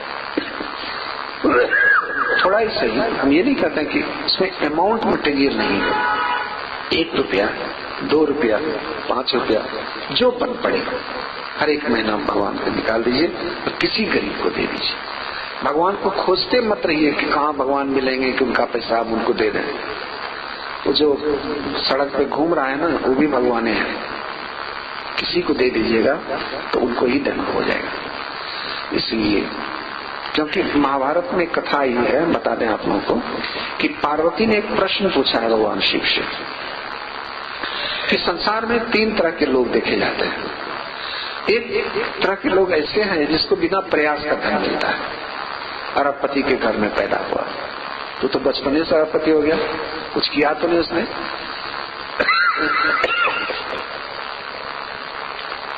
दूसरा है जो प्रयास करने के बाद पाता है, किसी को है ना कि ससुराल का धन मिल गया, लॉटरी मिल गई, बड़ा घर में पैदा हो गया, तो बिना प्रयास का उसको पैसा मिलेगा। दूसरा है जो दिन रात मेहनत करता है तब उसको पैसा होता है। लेकिन तीसरे तरह के लोग और हैं जो दिन रात मेहनत करता है फिर भी इसको नहीं मिलता। बड़े बड़े महल बनाने वाले कारीगर को अपने रहने का घर नहीं। पार्वती ने पूछा कि ये विषमता क्यों है आपके राज्य में? शिव जी ने कहा नहीं, कोई विषमता नहीं। पार्वती तुम ये बात गांठ बांध लो कि बिना दान का धन नहीं हो सकता है, बिना बीज बोए आदमी फसल नहीं काट सकता है। जिसने बिना मांगे किसी की आवश्यकता समझकर दान दिया था वो बिना प्रयास का धन पाता है। जिसने मांगने पर दिया वो प्रयास करने पर पाता है, और जिसने मांगने पर भी नहीं दिया वो प्रयास करने पर भी नहीं पाता है। इसलिए धन प्राप्त करने के लिए नियमित आदमी को कुछ दान करना चाहिए। अमाउंट, हम फिर कहते हैं कि अमाउंट मटेरियल नहीं है कि हम 1000 देते हैं, 1 लाख देते हैं। भावना मटेरियल है कि हम भी सुखी रहें और सब सुखी रहें। चलिए हम 1 रुपया दे देते हैं, 2 रुपया ले लो, तुम चाय पी लो, बहुत है। नियमित महीना में कुछ कुछ ऐसा रखना चाहिए, किसी को दे दें। हम ये नहीं कहते हैं कि फलना को दीजिए, ब्राह्मण को खोजिए और सदाचारी को खींचिए, वो तो है उत्तम दान का वो सब नियम है, लेकिन कोई गरीब आदमी मिल जाए उसको दे दीजिए। तो ये 4 धर्म के पाठ कहे गए हैं, और ये चारों अगर हम पालन कर सकें तभी हमारा जीवन सार्थक होगा, क्योंकि धर्मानुगो गच्छति, यही 4 की पूंजी, उसी धर्म की पूंजी आदमी के साथ जाता है। तो सबसे पहली बात हम कहें कि गुरु के प्रति एकांतिक निष्ठा। दूसरा कि भगवान हमको अच्छा लगे। क्यों हम लोग कहते हैं कि साधु संगति करना चाहिए, सत्संग करना चाहिए? क्यों? इसीलिए कि यहाँ भगवान की चर्चा होती है, गीता होता है, रामायण होता है, कि सुनते सुनते हमारे मन में अपने ही भगवान के लिए प्रेम उत्पन्न हो जाए। बिनु सत्संग विवेक न होई, राम के बाद में सुलभ न सोई। बिना सत्संग के हमारे भीतर में भगवान के प्रति अनुराग नहीं हो सकता, इसलिए इसकी आवश्यकता है। तीसरी बात हमने कहा कि धर्म के अनुकूल चलने का चेष्टा करना चाहिए। चल ही पाएंगे सो बात नहीं है, कोशिश तो करें। और धर्म के 4 पाद हैं। एक अहिंसा, हमसे किसी को दुख नहीं पहुंचे। दूसरा सत्य, तीसरा अक्रोध, सहनशील बनिए, और चौथा दान। अब इसके आगे एक बात और मैं कहना चाहूंगा। कबीर साहब की पंक्ति है कि पोथी पढ़े पढ़े जग मुआ, पंडित दयाल कोय, ढाई अक्षर प्रेम का पढ़े से पंडित। कितनों पढ़ लीजिए, कवि साहब का कहना है कुत्तों पढ़ लो, पूजा पाठ कर लो, कुछ नहीं होगा। प्रेम का पाठ अगर तुमने नहीं पढ़ा तो तुम्हारा कुछ होने वाला नहीं। तो हम आपको इसी से सुनाते हैं, आपको भी अच्छा लगेगा और आप सुनिएगा तो हमको भी अच्छा लगेगा।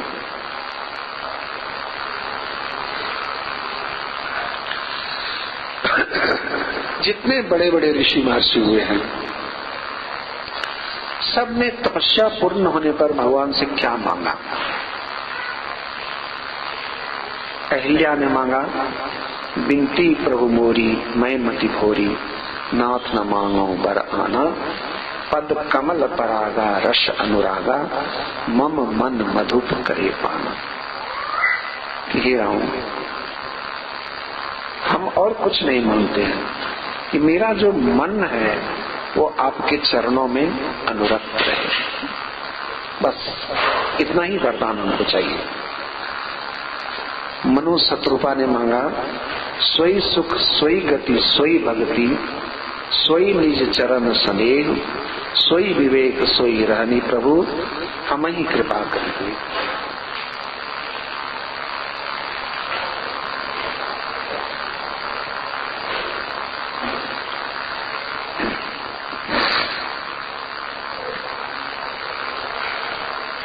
और कहा कि मणि बिनु फनी, मणि के बिना सांप जैसे छटपटाता है, जिमी जल बिनु मीना, मछली पानी के बिना, मम जीवन तिमि तुम्हें अधीना। उसी तरह हम आपके लिए छटपटाते रहे, जैसे मछली पानी के लिए छटपटाती है वैसे हम आपके लिए छटपटाते हैं। ये छटपटाहट मेरे भीतर पैदा हो। भारत जी ने मांगा अर्थ न धर्म न काम रुचि, गति न चाहो निर्वाण, जन्म जन्म रति राम पद या निर्वाण आन। माली ने मांगा अब नाथ करी करुणा बिलो कहूँ देव जो वर मांगू, जय जोनि जन्मो कर्म बस तह राम पद अनुराग।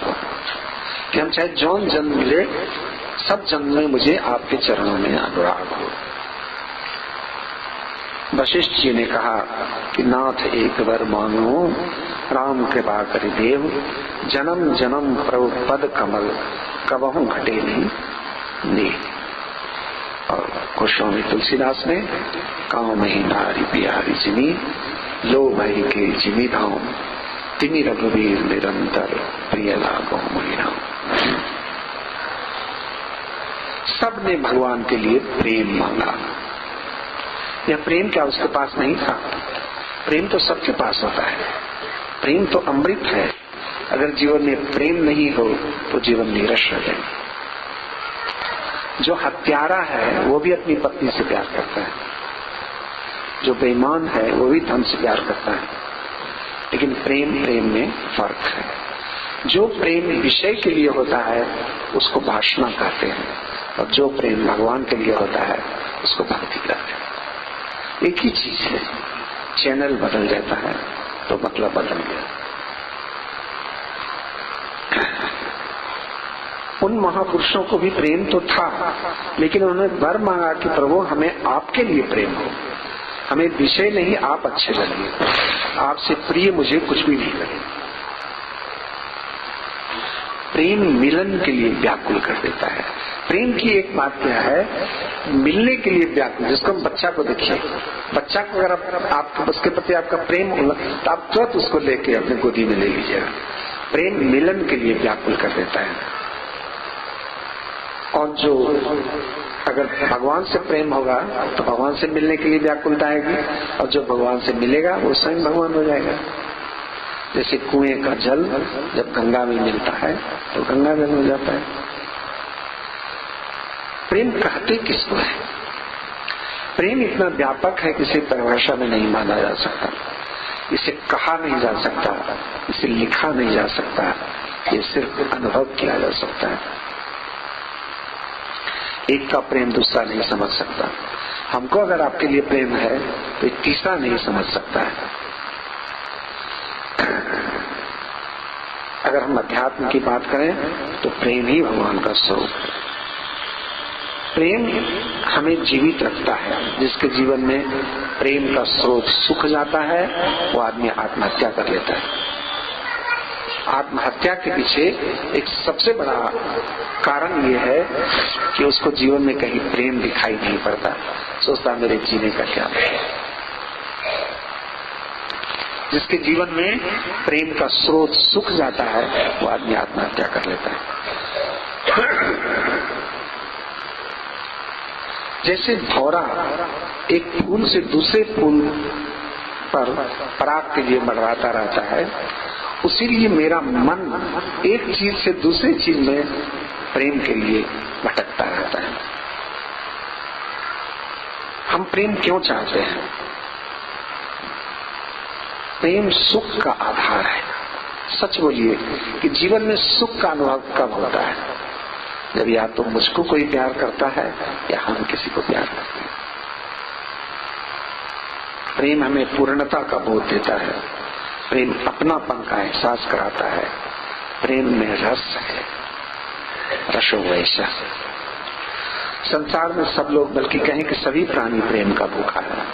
कुत्ता बिल्ली भी उसी के पास जाना चाहती है जो इसको प्यार करता है। बच्चे दौड़कर उसी के गोद में बैठता है जो इसको प्यार करता है। स्त्री तो पति का प्यार पाने के लिए माता पिता को छोड़ देती है। इस प्रेम में कुछ तो है, नहीं तो सब इसके लिए इतने पागल क्यों होते। हमको वो आदमी सबसे अच्छा, सबसे सुंदर लगता है जो हमको प्यार करता है, भले ही वास्तव में वह कितना ही बुरा और क्रूर क्यों न। प्रेम 3 तरह के होते हैं।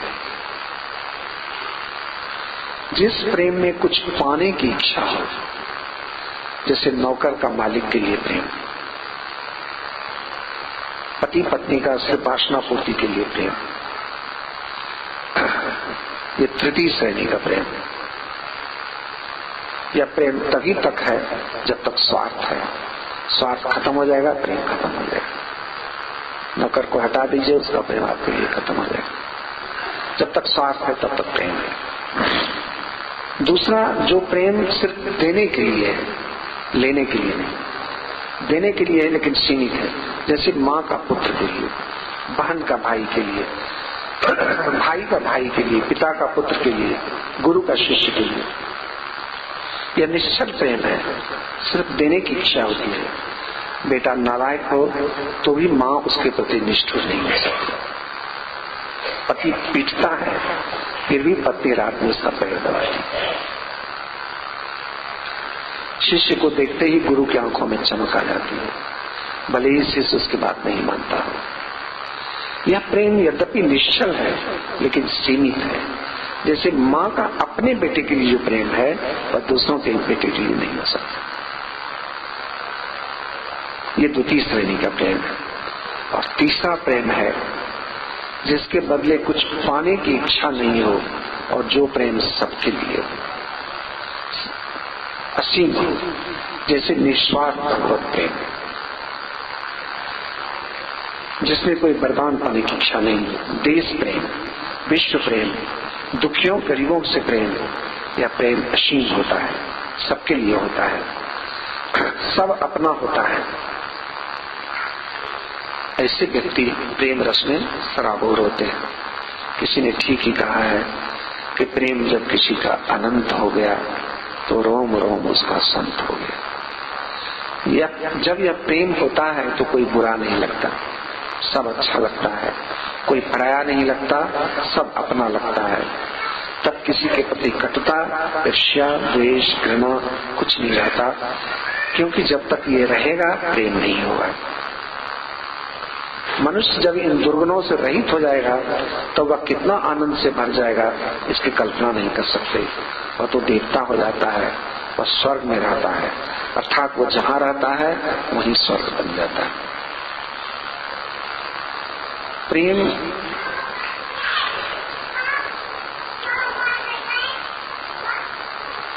कबीरदास ने कहा कि पोथी पढ़ी पढ़ जग मुआ, पंडित भया न कोई।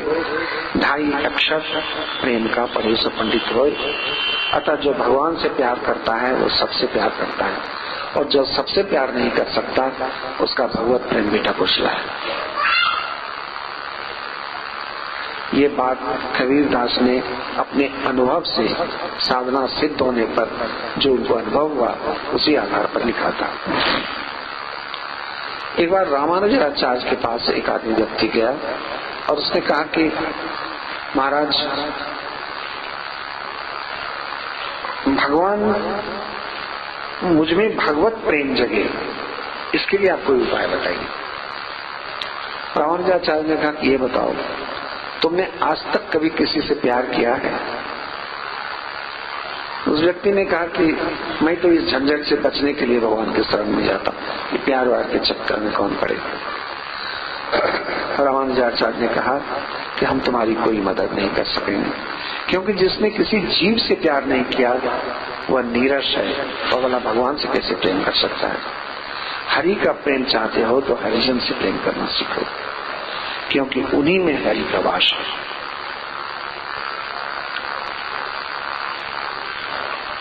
प्रेम भगवान की एक विभूति है।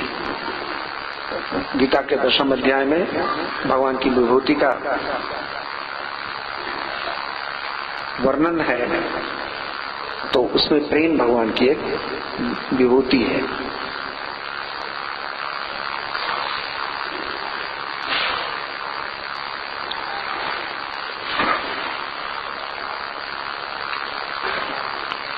एक सच्ची बात मैं बताऊं, संजाल बाबा की एक शिष्या थी, उसका नाम था नीलिमा। वो एक बार जा रही थी कश्मीर, तो गुरु महाराज से उन्होंने कहा कि महाराज आप भी मेरे साथ चलिए, गुरु साथ होंगे तो कश्मीर घूमने का मजा और बढ़ जाएगा। बाबा ने कहा कि हम इस समय अध्यात्मिक गीता लिख रहा हूँ, मेरी कुछ व्यस्तता है, इसलिए बेटा तुम जाओ, कभी मौका लगेगा तो मैं जाऊंगा। वो चली गई। वहां जाकर के उसने चिट्ठी लिखा बाबा को कि बाबा हम कश्मीर आए हैं, कश्मीर बहुत सुंदर है, ठंडी फिजाएं हैं, पहाड़ हैं, डल झील है, फूल खिले हैं, यहाँ के लोग बहुत सुंदर है, लगता है कि पृथ्वी पर अगर स्वर्ग कहीं है तो यही है। बाबा ने इसका जवाब दिया कि बेटा तुमको कश्मीर अच्छा लगा, जानकर खुशी हुई। कभी एकांत में बैठकर सोचना कि जिसका बनाया हुआ कश्मीर इतना सुंदर है, वो स्वयं कितने सुंदर होंगे। जिसकी रचना इतनी सुंदर है, उसका रचयिता कितना सुंदर हो है। उसी मनमोहन के पास ले जाने के लिए तो हम तुम्हारे पास आए।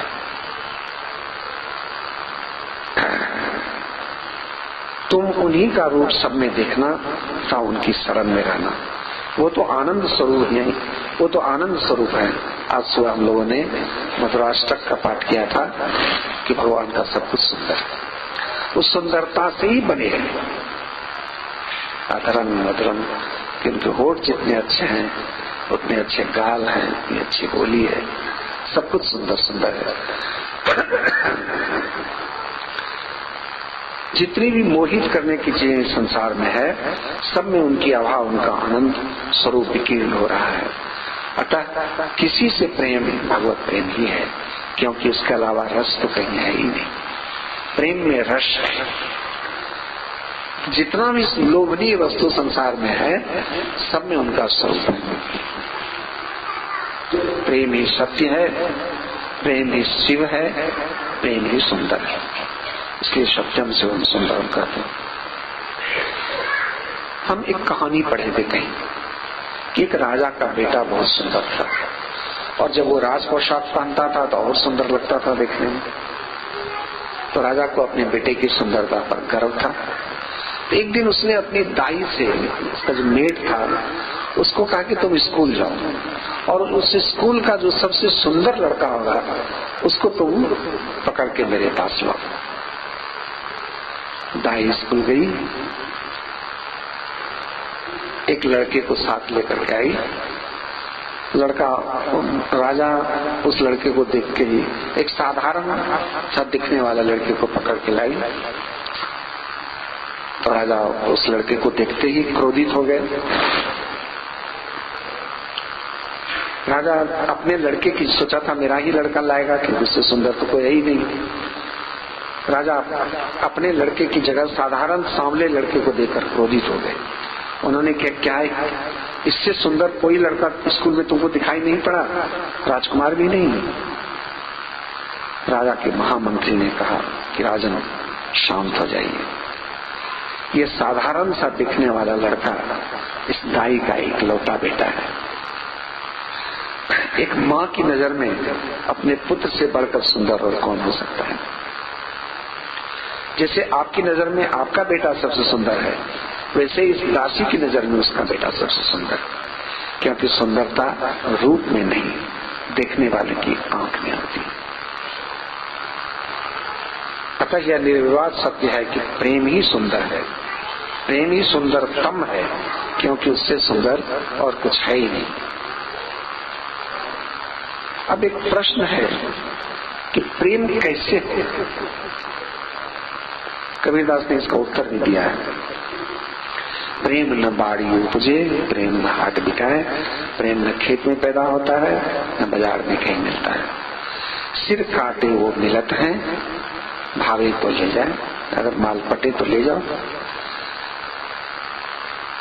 सिर काटने का मतलब है अहंकार रहित होना। जब तक अहंकार का लेस मात्र भी हमारे भीतर है तब तक सबसे प्रेम नहीं हो सकता।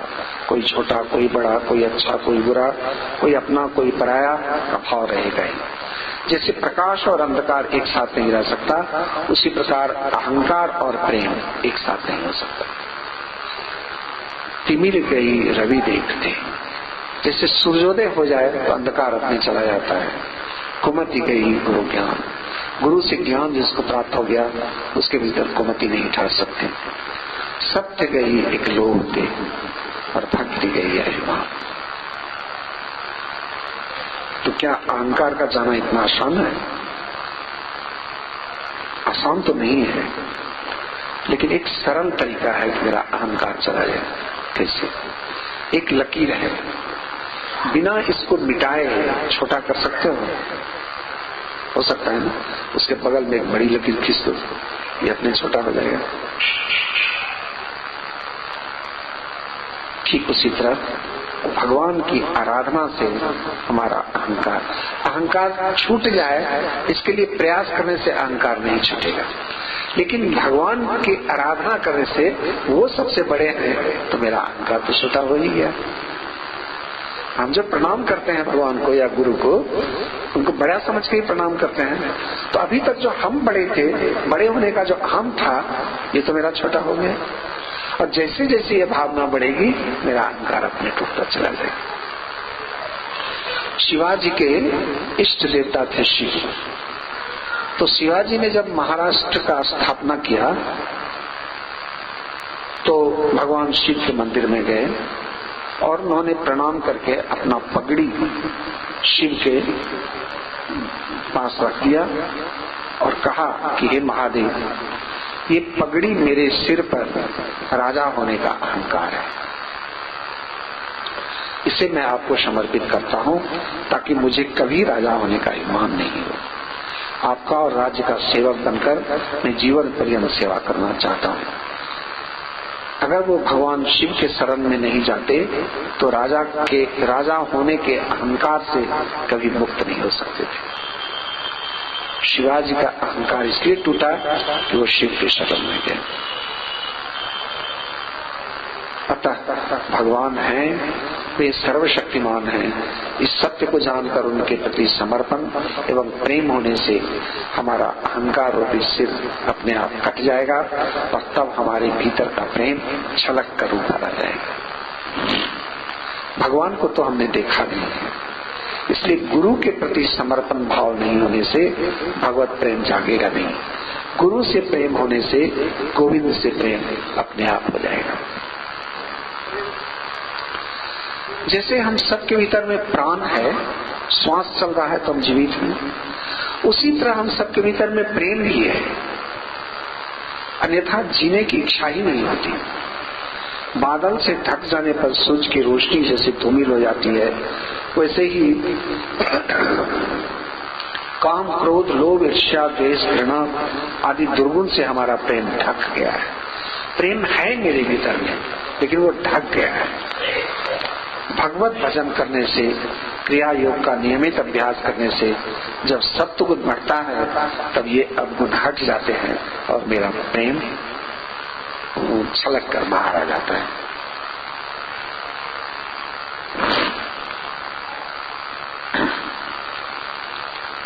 क्रिया योग का अभ्यास करते करते जब चित्त शांत हो जाता है तब साधक ये अनुभव करने लगता है कि सब में भगवान है।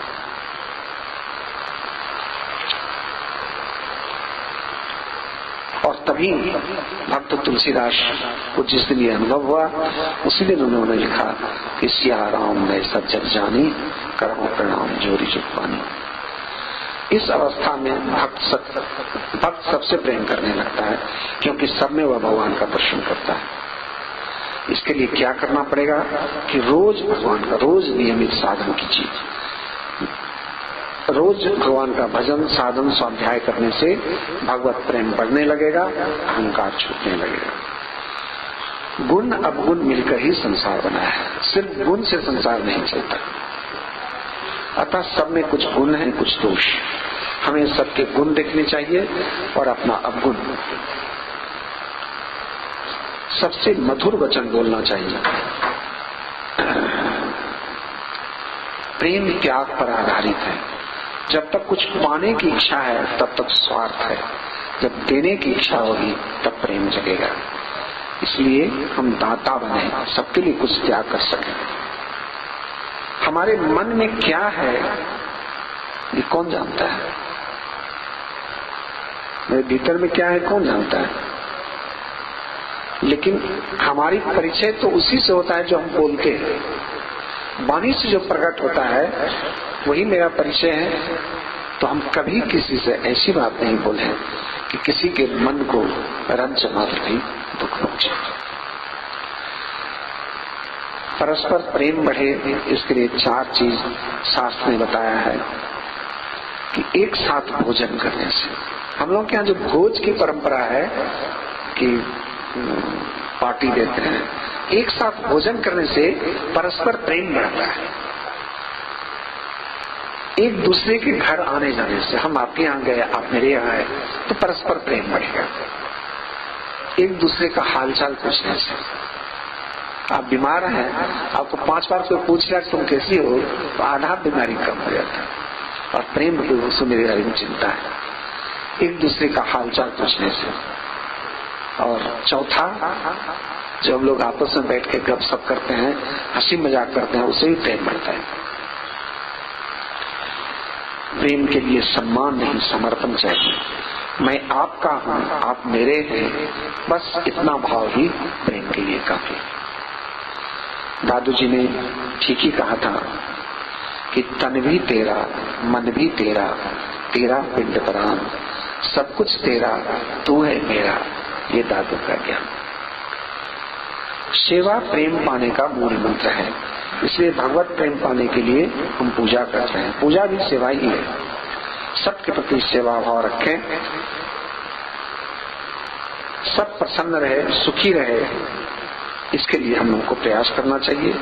ये जीवन बहुत छोटा है, पता नहीं कब चला जाए, देने के लिए मेरे पास है ही क्या।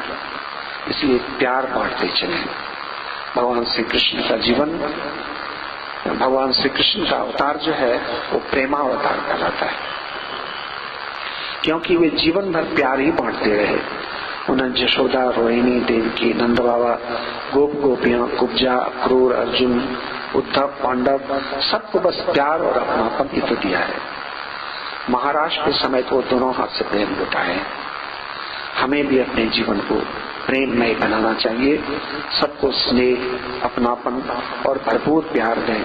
यही जीवन का सुख है और यही सुख पाने का सबसे सुंदर तरीका है और यही सबसे बड़ी साधना है और यही प्रेम भगवान तक पहुंचने का सबसे सुगम रास्ता है। यह हो सपना सब है अपना, सबका हो कल्याण, प्रेम भाव से भरा हुआ जो वे है देव समान, सबका जीवन सुखमय हो, दुख बचे हमारे पास।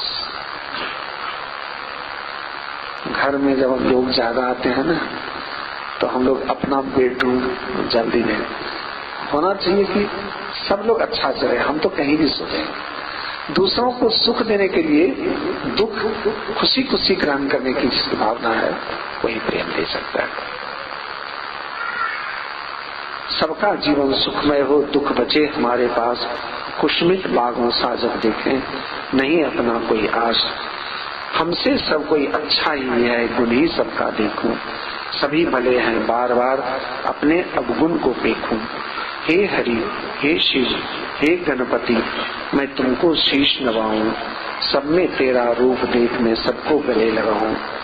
प्रेम ही धन हो, प्रेम ही मन हो, प्रेम का दूं मैं दान, प्रेम लुटाऊं, प्रेम बटोरूं, हो आदान प्रदान। हरि से भी हो, हरि से भी हो, रहे नहीं कोई आन, प्रेम बटे इस दर पर मेरे, दो ऐसा बदतर।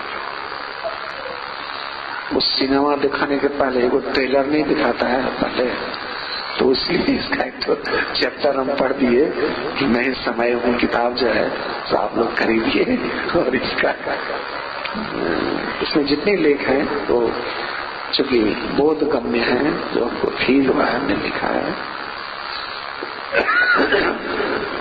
इसलिए आप लोग इसको रखिए और कभी कभी पढ़िए। बहुत तरीका है, एक कोई पकड़े और उसी पर चलते रहे तो वहां पहुंच जाइए। इसको छोड़ के उसको छोड़ के करने से कुछ मिलने वाला नहीं। और प्रेम की बात अगर हम कहें तो भगवान हमको अच्छा लगे, बस इतना मान के हम चलें कि उनके प्रति हमारी एकांतिक निष्ठा रहे, वो हमको अच्छा लगे। जितना हम भागवत सुनते हैं, स्वाध्याय करते हैं, करते करते करते करते हमको अनुराग पैदा हो जाता है, अच्छा लगने लगता है। और वो अच्छा लगे, यही उनको पाने का सबसे सुंदर तरीका है। उनके प्रति मेरे मन में प्रेम उत्पन्न हो। तो वन वे चैनल होना ठीक नहीं है।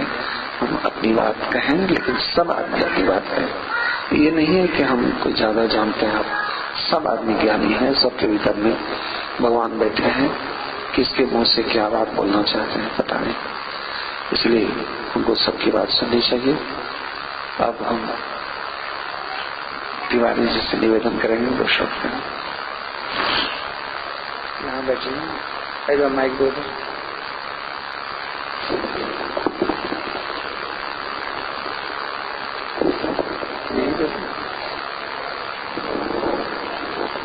हाथ में दो।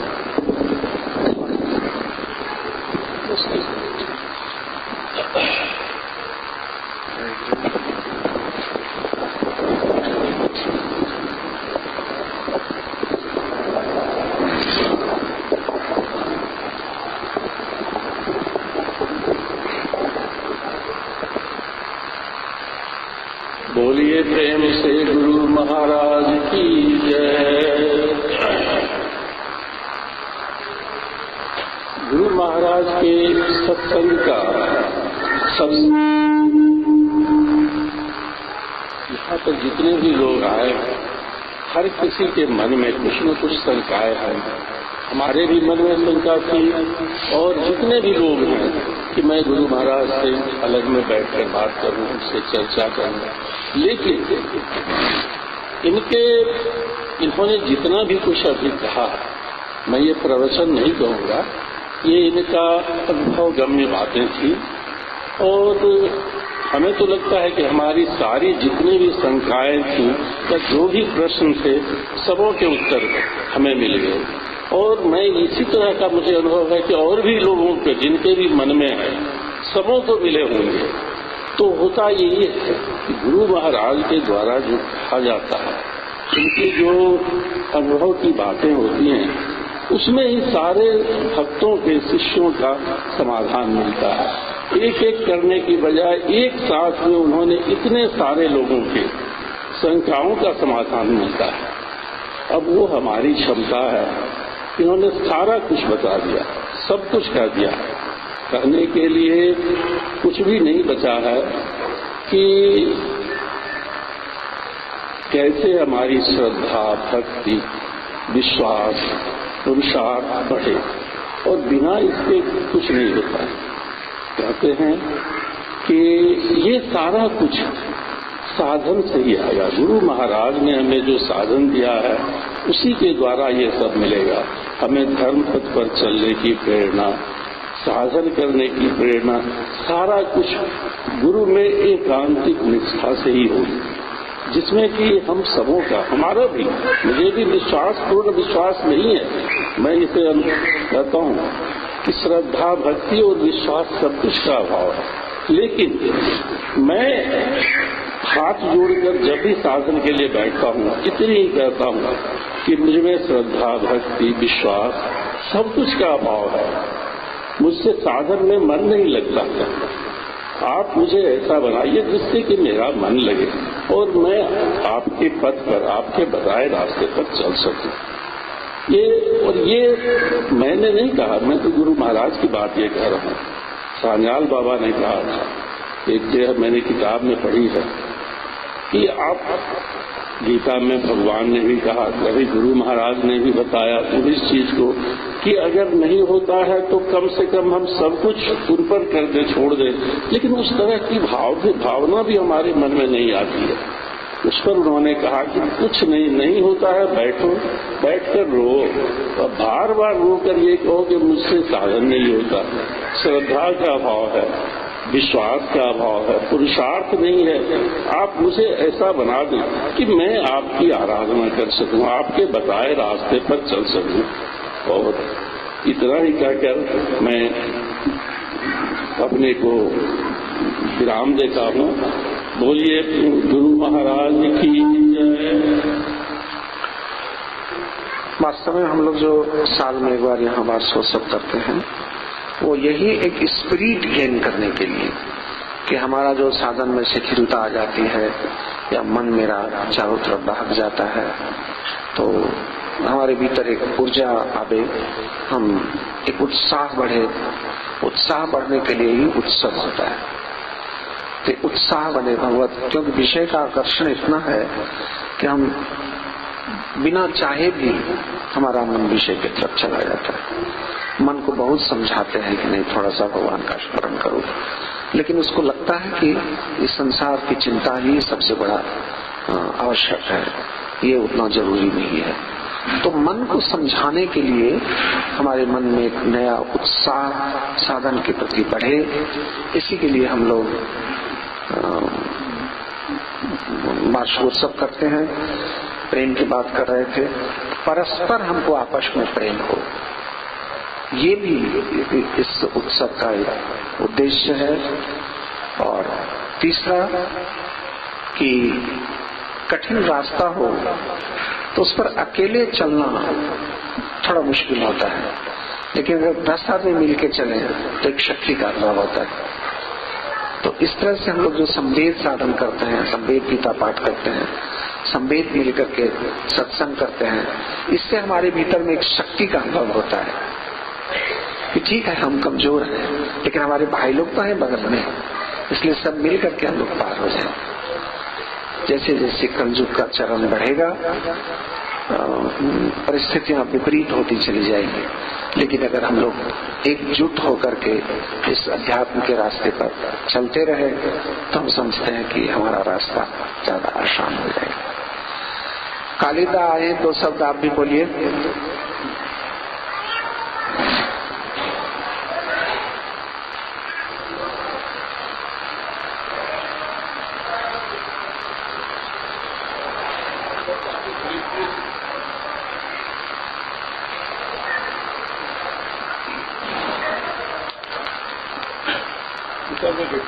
हाँ, सबसे हम शुरू करते हैं। श्रीमत् परम ब्रह्म गुरुं वदामि, श्रीमत् परम ब्रह्म गुरुं स्मरामि, श्रीमत् परम ब्रह्म गुरुं भजामि, श्रीमत् परम ब्रह्म गुरुं नमामि। कहना हमारा जो साधना गुरु महाराज का है तो कृपा से मिला, ये नहीं भी मिल सकते। कलेक्टिव साधन पाने का हम लोग को कोई योग्यता नहीं। ये जो क्रिया योग जो है, ये जो पातंजल जो दर्शन का जो साधना है, ये हम लोग को मिलने का कोई अधिकार हम लोग नहीं किया। अहेतुक कृपा तो नहीं भी कर सकते थे।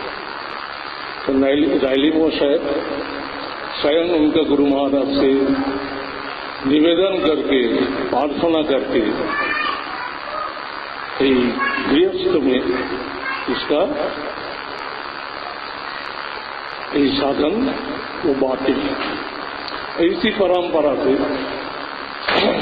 चल रहा है। गुरु कोई अलग नहीं है।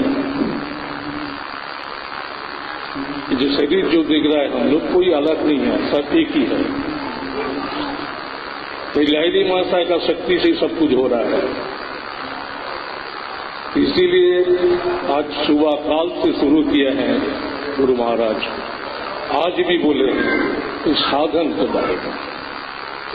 इसीलिए सच में आज जो बाबा का जो प्रवचन, बाबा का जो लिखा हुआ जो दादा पढ़ के सुनाया, चलो गुरु बात तो सदा सत्य है। जो साधन करेगा वो विफल नहीं होगा। कारण गुरु कृपा यही है, कृपा उनको दर्शन हो रहा है, करो और पाओ, करो और पाओ। करेगा पाएगा, नहीं करेगा नहीं पाएगा। इसीलिए सब गुरु भाई गुरु बहन से यही निवेदन है, जैसा गुरु महाराज बोलते हैं उनका बात सुन करके हम लोग को चलने का जरूरी है। कुछ नहीं है, हमको गुरु महाराज बोले बैठने के लिए, साधन करने के लिए। हम करेगा क्या होगा नहीं होगा इसका कोई जरूरी नहीं है। कारण ये हमारा जीवन में एक बार हुआ था। हमारा बाबा को बोले थे कि बाबा आप जो साधना दिया है, हम लोग गुरु महाराज कभी नहीं बोले। गुरु बोल के नहीं भी जानते, अभी भी नहीं। मेरा बाबा है, वो मेरा सब है। उनको अभी कल्याण का भी आज कोई दुनिया में है ही नहीं। ना भगवान को देखा, ना शिव को देखा, ना काली को देखा, ना दुर्गा को देखा, ना नारायण को देखा, ना कृष्ण को देखा, किसी को देखा। हम हमारा बाबा को देखा। बाबा को बोले हैं कि बाबा आप जो साधन दिए हैं ये करते हैं, कुछ समझता नहीं। बाबा इतना जोर बिगड़ दिए थे कि कल्पना था। हम तुमको समझने के लिए दिया, एकदम जोर से बोलो। तो ऐसा करके 3 बार बोले तो हम ठक ठक ठक ठक करके कांपने शुरू कर दिए। अगर नहीं आप करने के लिए बोले करो, हम तो रो दिया। तो ऐसा करके कभी नहीं बोले। बाबा को डांटने हम देखा ही नहीं, वो ऐसा करके डांटे कि कल्पनातीत है। हम एकदम रोने शुरू कर दिया, ठक ठक करके कपना हमारा आ गया। हमको खूब प्यार से बोला, प्यार से हमको बुलाया और हमको माथा में पीठ में हाथ दे करके बोला कि काली, ये जो तुम नीचे से ऊपर जाते हो और ऊपर से नीचे जो आते हो, ये जो घर्षण जो है, ये घर्षण तुमको एक दिन सही जगह में ले जाएगा। इसके लिए कोई चिंता नहीं है। गुरु तुम्हारा साथ में है ना। गुरु क्या नहीं जानते हैं तुम्हारा क्या होगा नहीं होगा, तुम क्या कर पाओगे नहीं पाओगे। उनको तो सब कुछ जानकारी है। तो जान पूछ के ही ना तुमको दिया, तुम करते जाओ। सच में दादा गुरु वाक्य सदा शक्ति, ये अमोघ चीज है, ये अमोघ बता है। ये आप समझ नहीं पाएगा, आप लोग को समझाना नहीं सकेगा। ये क्या सुंदर है, ये सुंदर भी बोलना कम होता है। सुंदर भी इसके पास कुछ नहीं होता है। मैंने आनंदमय जो गुरु स्तोत्र में जो है, ब्रह्मानंदं परम सुखदं केवलं ज्ञान मूर्ति गंगातीतं गगन सदृशं तत्वमसादि लक्षण। सच में ब्रह्मानंद माने हम लोग तो कुछ नहीं जाना, कुछ नहीं, आज भी कुछ नहीं जाना है, लेकिन तब भी एक अहेतुक आनंद इसमें भरा है, इसमें पूरा भरा है। जो मैंने आपको कुछ खाने दिया, उसको खाएगा तब ना आपको पेट भरेगा। मुंह में लेने से भी नहीं होगा, उसको चिपाने होगा, उसको घिसने होगा। ऐसा चीज है। इसलिए काल से जो शुरू किया गुरु महाराज, एक ही बात है।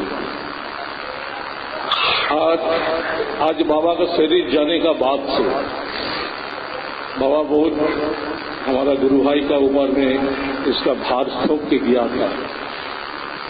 2 तो चला गया, 2-3 जो है तो एक ही जगह में बैठे हैं। एक अमरनाथ तिवारी महाशय हमारा गुरु का ध्वजा लेकर के सारा भारत का कोना कोना में घूम रहा है।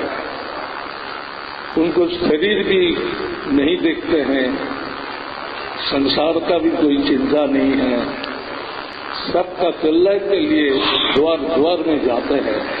एक ही निवेदन आप लोग से करते हैं कि तुम लोग थोड़ा शासन करो,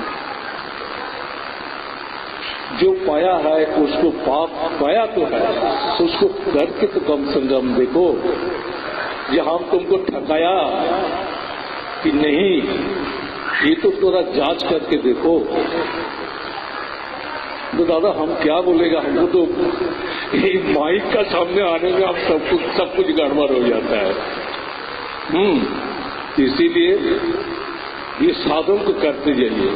संसार में समस्या आएगा, किसी का समस्या का कमी नहीं है। आपके सामने दादा हमको बोलने के लिए बोला है, हमारा बीच कुछ कम नहीं है, लेकिन गुरु महाराज का दया से जा रहा है, गाड़ी चल रहा है। हम कुछ करता नहीं है, हम कुछ उपाय भी नहीं करते हैं, कुछ नहीं करते, लेकिन बाबा हमको खूब आनंद से रखा है। अच्छा अच्छा खाना खिलाता है, अच्छा अच्छा जगह घुमाता है, सब गुरु भाई से मिलाता है। इससे बढ़कर क्या है? दादा बोले कि 27 दिल्ली संघ है, आ जाएगा। ये आप लोग को सबको देखा है, इसलिए हमको आनंद होता है। साल में एक बार आता है, सबको तो मिलता ही है। हर जगह हर गुरु भाई जा नहीं पाता है। और एक सब गुरु भाई से ही निवेदन है, दिल्ली संघ से यही निवेदन है, कम से कम जहां जहां संघ होता है एक गुरु भाई का कम वहां पर जाकर के उस सम्मेलन में योगदान करे, सबके साथ संबंध रखे, आदान प्रदान रहने से अच्छा होता है। और क्या बोलेगा, हम खुलाते कुछ नहीं होता है। जय गुरु। दीपिका कुछ बोलेगी तो शब्द कहो, बाबा के साथ रही है।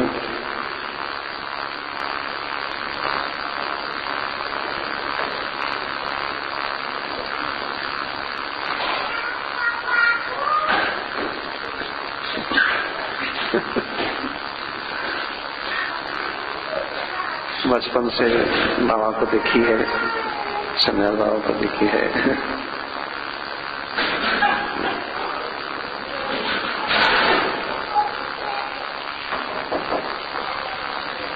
पूरे परिवार का गुरु के प्रति एकांतिक निष्ठा था, है, बच्चों का भी है। गुरु ब्रह्मा गुरुर्विष्णु गुरुर्देवो महेश्वर गुरु साक्षात् परम ब्रह्म तस्मै श्री गुरुवे नमः। आप बोलने के लिए बुलाया भाई को, नहीं आ रहा क्या बोले। बस यही बोल सकते हैं कि बाबा को बचपन से एकदम बाबा के संग रहे, बाबा के संग खेले, बाबा के संग उठे बैठे, लूडो खेले बाबा के संग, जू गए बाबा के संग। तो एकदम हम तो समझते ही नहीं थे कि बाबा है कौन है, हमको तो समझ ही नहीं था इतना। इतने छोटे थे, बचपन में दीक्षा हो गया था 7-8 साल की उम्र में, तो यही नहीं समझ में आता था कि गुरु है, बाबा है, क्या है। हम तो सोचते थे बस ऐसे अब हमारे साथ खेलते हैं, हमारे साथ ही हैं एकदम, बस खेलते थे, बैठ करके घूमते थे। और जब हमको दीक्षा मिली थी तो हम शुरू में बाबा हमको सिर्फ 3 प्राणायाम से स्टार्ट हुआ था मेरा, कि तुम सिर्फ 3 बार प्राणायाम करना। तो बहुत साल तक तो 3 प्राणायाम करी थे, फिर बाद में धीरे धीरे फिर वो होता गया। और बस हमको थोड़ा थोड़ा कभी मन में ये जरूर इस चीज का हमको थोड़ा सा दुख है, मतलब कि जब बाबा थे तो हम समझ नहीं पाए कि बाबा क्या है, और जब बाबा नहीं है तो हम बाबा को मिलना चाहते हैं, देखना चाहते हैं। तो बस यही। और अभी भी लेकिन हमको ये नहीं लगता कि बाबा नहीं है, हमको लगता है सब समय हमारे साथ है। और मतलब कभी भी कोई भी परेशानी, कोई प्रॉब्लम में भी हम जब भी हम बाबा को याद कर रहे हैं, हमको हमेशा मतलब आभास हुआ है कि बाबा है और हमेशा कुछ ना कुछ हमको रास्ता दिखाए हैं, और प्रत्यक्ष रूप से एकदम। एक बार उसमें कर्म योगी में भी ये छापा है भाई ने, उसमें ये दिया था मैंने अपना। तो मंदार की बात है, हम मंदार गए थे और रात को वहाँ भोजन के लिए, वहाँ पर प्रसाद के लिए जा रहे थे। तो थोड़ा अंधेरा था, तो जाते जाते गड्ढा सा था, उसमें मेरा पैर फंस गया और मुड़ गया। तो उस समय तो इतना पता नहीं लगा, लेकिन बहुत ज्यादा दर्द होने लगा और एकदम चला भी नहीं जा रहा था। तो हम आ करके फिर अपना घर पे ऐसे करके आके बैठ गए। तो फिर बाद में शाम को बाबा आए, बोले क्या हो गया तुमको? तो बाबा बल्कि ऐसे पैर पे हाथ फेरे धीरे धीरे। तो हम बोले बाबा पैर को मत छुइए। उस समय तक हम बड़े, मतलब मेरी शादी वगैरह हो चुकी थी। तो बाबा पैर पे ऐसे हाथ फेरे। तो बोले नहीं बाबा पैर में हाथ। बोले तुम बैठो चुप करके, पैर वैर तुम कुछ मत बोलो। और उसके बाद बाबा वहां से बोले इसको पटना ले जाओ और ले जाओ। लेकिन उसमें इतना पीड़ा हो रहा था कि एकदम बाबा छुए उसको और एकदम ठीक हो गया। मतलब हमको लग ही नहीं रहा था कि कुछ हुआ है उसके बाद। और फिर बाद में पटना गए, पटना से फ्लाइट लेके दिल्ली आए और फ्रैक्चर निकला उसमें पैर में। लेकिन जब तक दिल्ली आए तब तक उसमें बिल्कुल पेन नहीं, यहाँ आते ही फिर शुरू हो गया। और फिर उसके बाद जो होना था वो सब हुआ, लेकिन वो एकदम जादू जैसे होता है ना वैसे हुआ। ऐसे कई बहुत सारी बातें हैं, लेकिन ऐसी मतलब हर समय बाबा साथ में रहते हैं। धन्यवाद। पूरे परिवार पर गुरु की कृपा रही है। दुख सुख तो जीवन में प्रारब्ध के अनुसार आता है, आ रहा है, आएगा। लेकिन इस सबके बावजूद इसके पूरे परिवार, इसकी नानी का, इसकी माँ का, इसका बच्चों का, सबका गुरु के प्रति जो एकांतिक निष्ठा था वो है। और भगवान से प्रार्थना करते हैं कि अंतिम समय तक रहे, क्योंकि यही सबसे बड़ा धन है। अब लाली कुछ बोलेगी? पुराने तुम तो बाबा के साथ रही है वो दिन।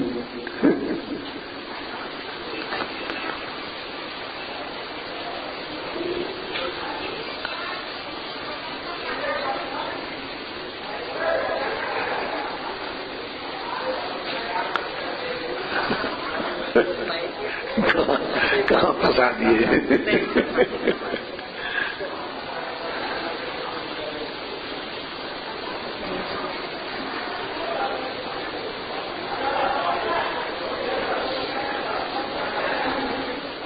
हम भी बाबा इतने छोटे से मतलब बाबा लोग के साथ रहे हुए हैं। शादी से पहले ही दीक्षा प्राप्त किए थे। उस समय इसके पिताजी कुवैत में थे प्रोफेसर। हाँ। तो आते थे जो लोग छोटी छोटी थी, लेकिन हम लोग भी उन अपने माता पिता के पीछे पीछे हम लोग भी दीक्षा लिए तो लिए। ठीक से समझ में कुछ नहीं आता था, लेकिन हम लोग को यही सिखाया गया था कि हर एक दिन 5 मिनट भी बैठना है, 10 मिनट बैठना है, जरूर बैठो। हमारे माँ हमेशा यही कहा करती थी और हम लोग की कोशिश हमेशा यही रहती है, यही करें। और हम क्या बोले जब भी लोग विदेश से वापस लौटते थे या बाबा जाते थे पटना, तो सुखदेवा पूरे परिवार को लेकर के आती थी। तो बचपन से एक माँ बाप का संस्कार जो मिला वो आज भी है और आज भी वो निष्ठा है। और हमको लगता है कि इसके पूरे परिवार में गुरु के प्रति एकांतिक अनुराग, बाबा की कृपा है कि हम लोग सबकी इस तरह से निष्ठा बनी रहे, ये कृपा हो उसको।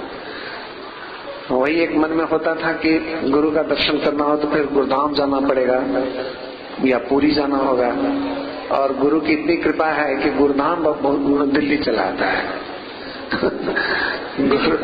गुरुधाम से लाड़ी बाबा, संध्या बाबा दिल्ली चले आते हैं, तो ये उनकी कृपा है। तो अभी के कार्यक्रम को विराम देते हैं और यही अंतिम बात कि कहीं कुछ नहीं है, जो कुछ है हमारी निष्ठा में है, हमारे विश्वास में है।